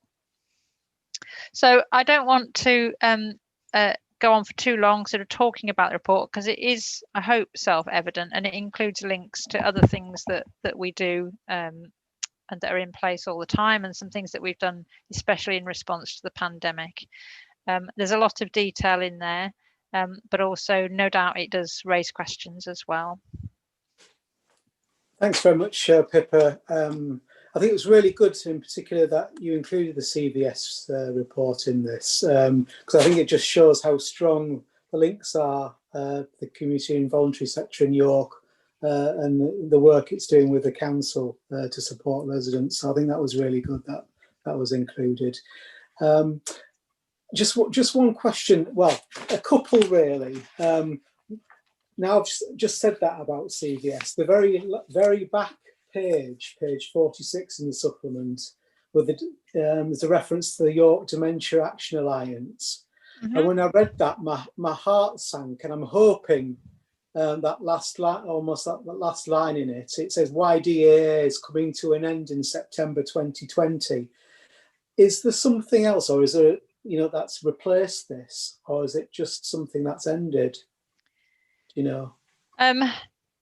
So the programme of work around supporting people with dementia and creating a multi-agency forum where those with a concern around supporting with people with dementia and their carers can meet and take action, that programme of work still exists and people are still meeting. I think we had a small amount of money that was funding a worker for Dementia Action Alliance, and that was time limited.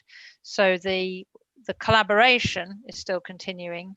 And one of the things that we've tried to do in a multi-agency way is find ways to support a range of areas, particularly for me around carers. So through Better Care Fund, we're seeking to support some of the groups that make contact and provide a bit of backup for family carers of people with dementia, autism, learning disabilities, those sorts of issues where it can be very isolating at the best of times. So when we're in periods of lockdown and thinking about winter, we're really concerned to make sure that we make contact with those. So it's more a story of evolution, I think, and this report at a point in time reflected that the programme as it had been operating was coming to an end, but it will be moving on. Okay, that's reassuring, thank you. And then just one other question before I open to other members. Page 6 refers to flu vaccines, and obviously there were earlier difficulties in sourcing flu vaccines. Has this been resolved? I'm not sure is Sharon still on the call? I haven't got the whole screen up. My understanding is that has been resolved. We have the mass vaccination site at Askham Bar, and what I hear from partners is that has been working incredibly well, and that we're seeking to actually really take advantage of how well it's working and use that opportunity to think, what else can we do with people while we've got them, or who else could go there for support, so that we divert people away from either unnecessary trips to emergency department, which can happen, or that we can support people to not go to their GP practice or surgery if there's a better way of reaching them to do tests and health checks and such like. So in terms of the supply of the actual vaccine, I'm hoping, Sharon, you'll be able just to let us know. Thank you. Yes, I can do. So you'll have heard on the call earlier, Dr. Nigel Wells talking about the fact that this is an expanded seasonal flu vaccination programme at unprecedented scale. And that has meant that there have been some logistical issues with getting vaccines to the right place when they're needed. So we've been assured that there are sufficient vaccine supplies in the country. But because of the high uptake, what we're finding is that GP practices and community pharmacies will order a supply of flu vaccine. And then once they've used that, they have to wait for further stocks to arrive. And that has just meant that there have been delays for some residents. And I'm certainly aware, because I've been contacted by some residents who have been concerned that they've not been able to book an appointment. But that's what's happening in the background. As Pippa has said, the vaccination programme itself has been very successful. I think by and large the mass vaccination centre at Moor Lane has been very well received. There are a couple of issues then with vaccine supply, and that means that it's being prioritised to the higher risk groups. So anybody who is eligible but healthy in the over 50 age group, for example, will have to wait until they're invited. But everyone who wants a vaccine should be able to have one. There are just some kind of short-term delays in the system at the moment. Okay, thank you. Councillor Taylor, please.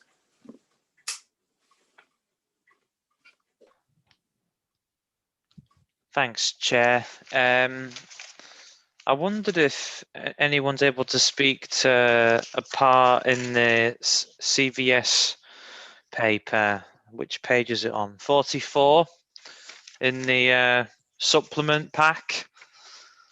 Sorry, I'm ruffling through all sorts of papers here. There's a line in it, it's under next steps, and it talks about the voluntary sector and the council, and how we've learned a great deal from the last few months. And it says that there's a rolling conversation to explore how the voluntary sector and the council can work even better together in the event of a second wave. And now we are in that. I'm wondering what those sort of lessons were, and how are we working even better with the voluntary sector in terms of specific, tangible things. Can anyone talk to that? Yeah, if I may, I'd like to describe this from a personal perspective. So I definitely don't have an encyclopedic knowledge, but my contact with this part of the world partly comes through the part of my service, which is early intervention and prevention, which is the part of the world that has local area coordination, physical activity, health champions, works really closely with the CVS around a number of programs, including social prescribing and such like. So those events did happen in terms of the CVS hosting more than one gathering through different platforms, obviously no longer able to meet at Priory Street, but online gatherings of different organisations, and really exploring our understanding of what changed as a result of the pandemic. So I talked earlier on about the vast number of people that came forward to ask, could they make a difference? Was there something they could do? We talk, don't we, about the sort of 4,000 people. They were not all the same sort of people that are normally in touch with the voluntary organisations and charitable sector. And I think one of the things that we've learned as a system is that we can be more sophisticated about understanding. We just talk, third sector or voluntary and community sector, and it rolls off the tongue, but do we actually really consider all the different types of organisation or groups. So I think one of the things that we've learned is to be a bit more sophisticated about those voluntary sector organisations that are part of our community infrastructure. Some of them are big anchor organisations, some of them are very small community groups, but they occupy a certain traditional space within sector. And then there are these things that to me are probably quite alien really, because they evolve from social media, they're hyper-local networks in neighbourhoods, even just street level WhatsApp groups and such like, where people came forward and said, oh, hang on a minute, I've got a neighbour, or actually I'm always out and about running and doing some of those activities like collecting prescriptions, doing shopping, that sort of thing. And we have some different types of groups. So quite different to the, if I say conventional or traditional voluntary sector, I don't want that to sound in any way, you know, that it's a criticism. It's just a different culture. But organisations like Good Gym and Move the Masses that function through a social media, they're out and about doing things, social impact volunteering, working within the people helping people strategy, but in a sort of slightly different part of the forest, if you like. So I think that's partly what that report is talking about, is how can we make sure that people who come forward to volunteer have a role that's meaningful for them and which they can manage within whatever the circumstances are. So some of the people came forward because they were going to be furloughed, or because their normal arrangements around caring had changed. And that will be different in the winter. You know, the lockdown is slightly different, isn't it, this time? So it's about being capable of really responding as a whole sector and a whole system to all the different phenomena that we're going to encounter, but trying to make sure that nobody gets left behind really, either as a person in need or as a person who's got a massive contribution that they'd like to make, or a tiny contribution they feel they can make. Thank you. If I can quickly follow on that, Chair, I guess it leads me to then ask, and this isn't really a criticism, there was a huge rush of people wanting to volunteer when lockdown 1 came in, and it led to, if you like, a queue. And it wasn't as simple as just saying, oh yeah, you can go and speak with that person, you can go and do this. Is what you're saying here then basically saying that there isn't that lag in it anymore, or there's much less of a lag, and that we can better deploy anyone that does want to help in the most efficient and appropriate way much more quickly? And are we seeing that on the ground? So two things I suppose I should say. Obviously the CVS report is not my report, so I'll talk about my experience and my connection and interface with it, but I don't want to speak for the CVS because obviously they're an independent body that will have much more to say about this, and probably could fill not just one meeting but numerous meetings here to talk through that. I look at it a little bit different, which is that York is an amazing place and we have so many assets, and we're so strong with philanthropy and goodwill and so many sort of individual and community assets, that it doesn't surprise me that we had 4,000 people come forward to say, can I volunteer? Many of them were also NHS volunteers through the NHS app. Some of them were elected members, I know from what members have told me. I see that as something that is an absolutely fantastic strength, that people really wanted to make a difference and they came forward to say, can I make a difference? If so, tell me. I don't think it's particularly to the detriment of the city that not everybody who offered to help immediately found a carved out role where they could go and do it. I think they were a strength that is here all the time, and people have a calling, and we need to find ways of drawing on that. In terms of how we're marshaled, actually we were really efficient both as a council and as a sector. So in very short space of time, staff whose normal roles weren't going to continue in quite the same way were deployed to set up the community hubs, to do the volunteer registration, to manage deploying and kind of interviewing or getting in touch with volunteers. So those people that helped the social prescribing calls, they were people that were registered through the council. We registered, I think it was about 70 volunteers who came forward to help Age UK do the home from hospital service, and not everybody could do that. So, you know, you have to find the right person with the right resources to carry out the right role. We've learned a lot from that, and I think between the council and the CVS, we're probably better placed now to coordinate that and to know who's going to do what, and where to use those resources. But it is all about people, and it's all about relationships. So every time we do these sorts of things, we continue to learn, and it'll evolve. So I wouldn't say that it'll ever be a day where we can't think of a way of improving something, or we can't think of a way of making that more flexible or more responsive. There's always going to be better ways to do things. Thank you. Councillor Perrott, next, please. Thank you, Chair.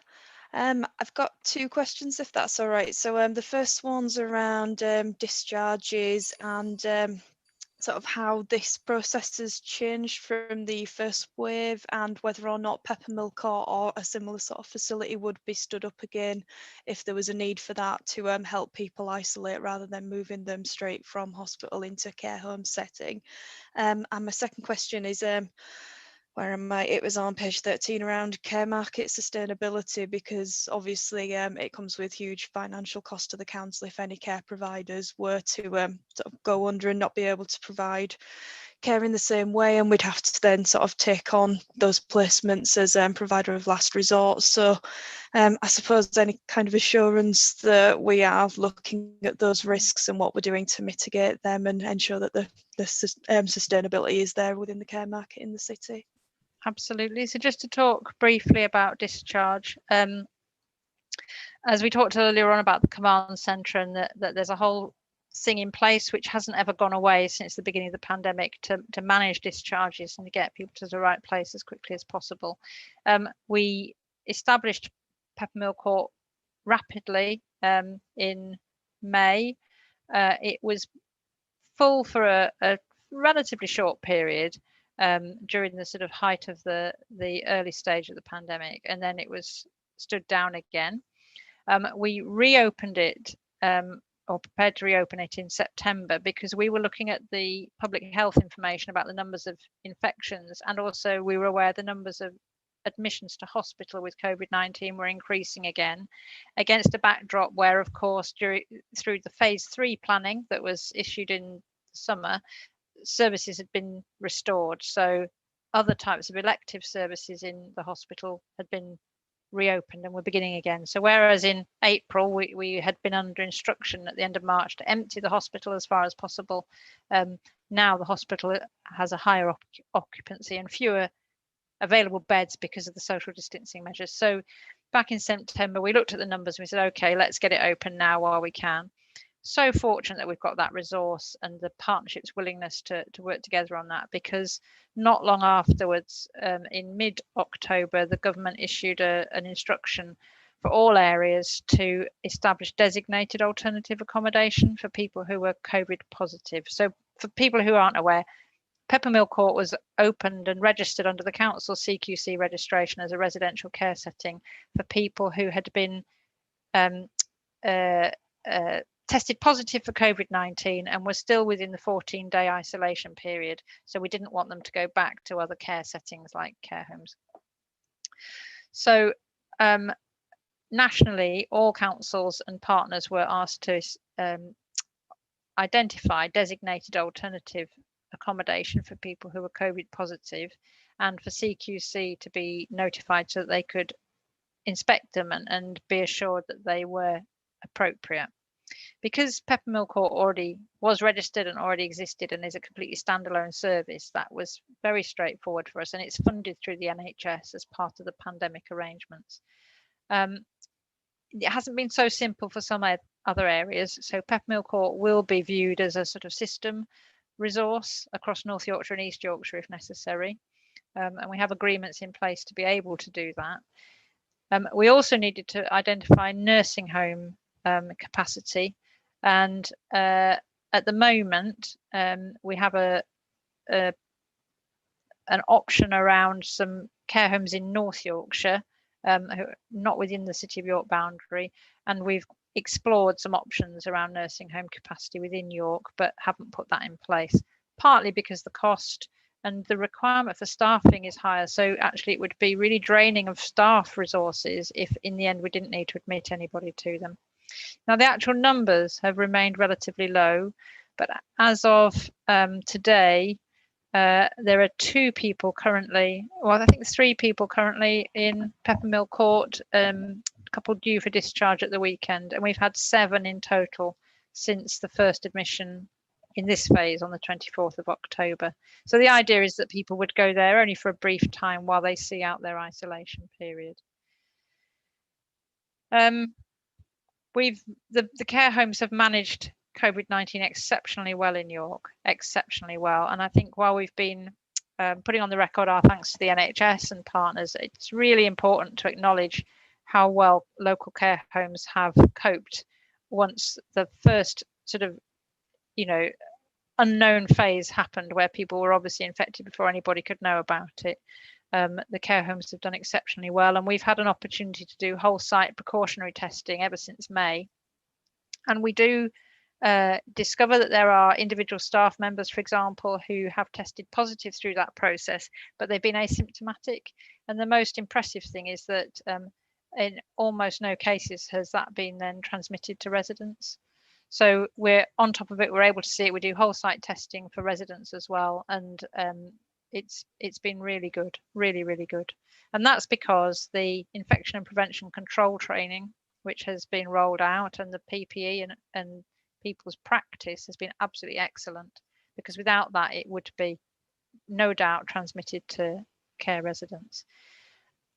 You asked, so the other question, remind me, sorry, I've forgotten what the other bit was. It was around the sustainability of care homes and what sort of implications it might have for the council. So another return, thank you. Another return that we had to submit was a self-assessment on behalf of the director about how sustainable we felt the care market was. And we had to submit that back to government. And York is in an interesting situation because the proportion of self-funders in York and the state of the market in York is very healthy, really, compared to a lot of areas. And occupancy in care homes here, and it was particularly care homes that we were being asked about, has always been very, very high.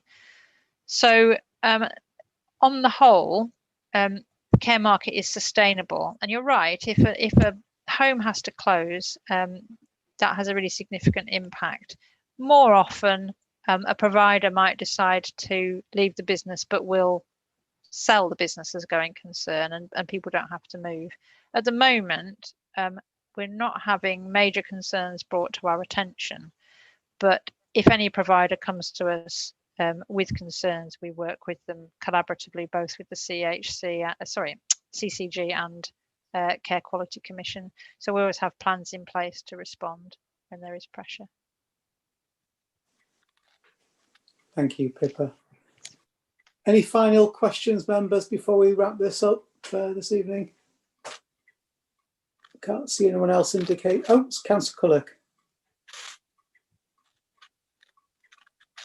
Thank you, Chair. Not to protract this in any way, but only to respond to what was said a few minutes ago about recognising the tremendous work that's being done in care homes and across the whole sector, and having put on record earlier tremendous thanks to the NHS and to our clinical commissioning.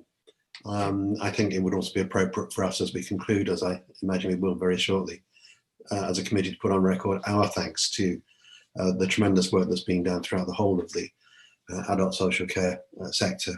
So thank you very much, and we've appreciated your contributions this evening. Thank you. Thank you. We all agree to that. Callum, did you want to say something? Yeah. Thanks, Chair. Just to briefly second what Councillor Colwick's just said there, but also to stress that the best way to truly thank these staff in care homes and in the NHS is to pay them properly, and that's something that this country needs to get its head around sooner rather than later. Thank you. And I'd just like to echo what Councillor Culloch said by passing a thanks on to everyone really for all the hard work that they've been doing and will continue for some time to do in the most challenging of times that probably any of us remember in our lifetime from the public health point of view. So thank you very much. Thank you. Okay, I don't have any urgent business. The next meeting dates, we don't have a meeting next month. So the next health forum, as it's called now, is the 12th of January, which is a Tuesday at 5:30. So that's the one that's not a public meeting. And then the next public meeting will be Tuesday, the 9th of February. So if members would like to obviously we've got some topics to look at from previous work plans, but if you'd like to give some thought to what you might want to discuss at either of the health forum or for actually the public meeting in February, please do drop us a line, and I'll share the thoughts with members and democratic services, and hopefully be able to pick up on those points that you raise. So unless anyone else has anything else they want to raise now, thank you very much, and good night. Thanks, Chair. Take care.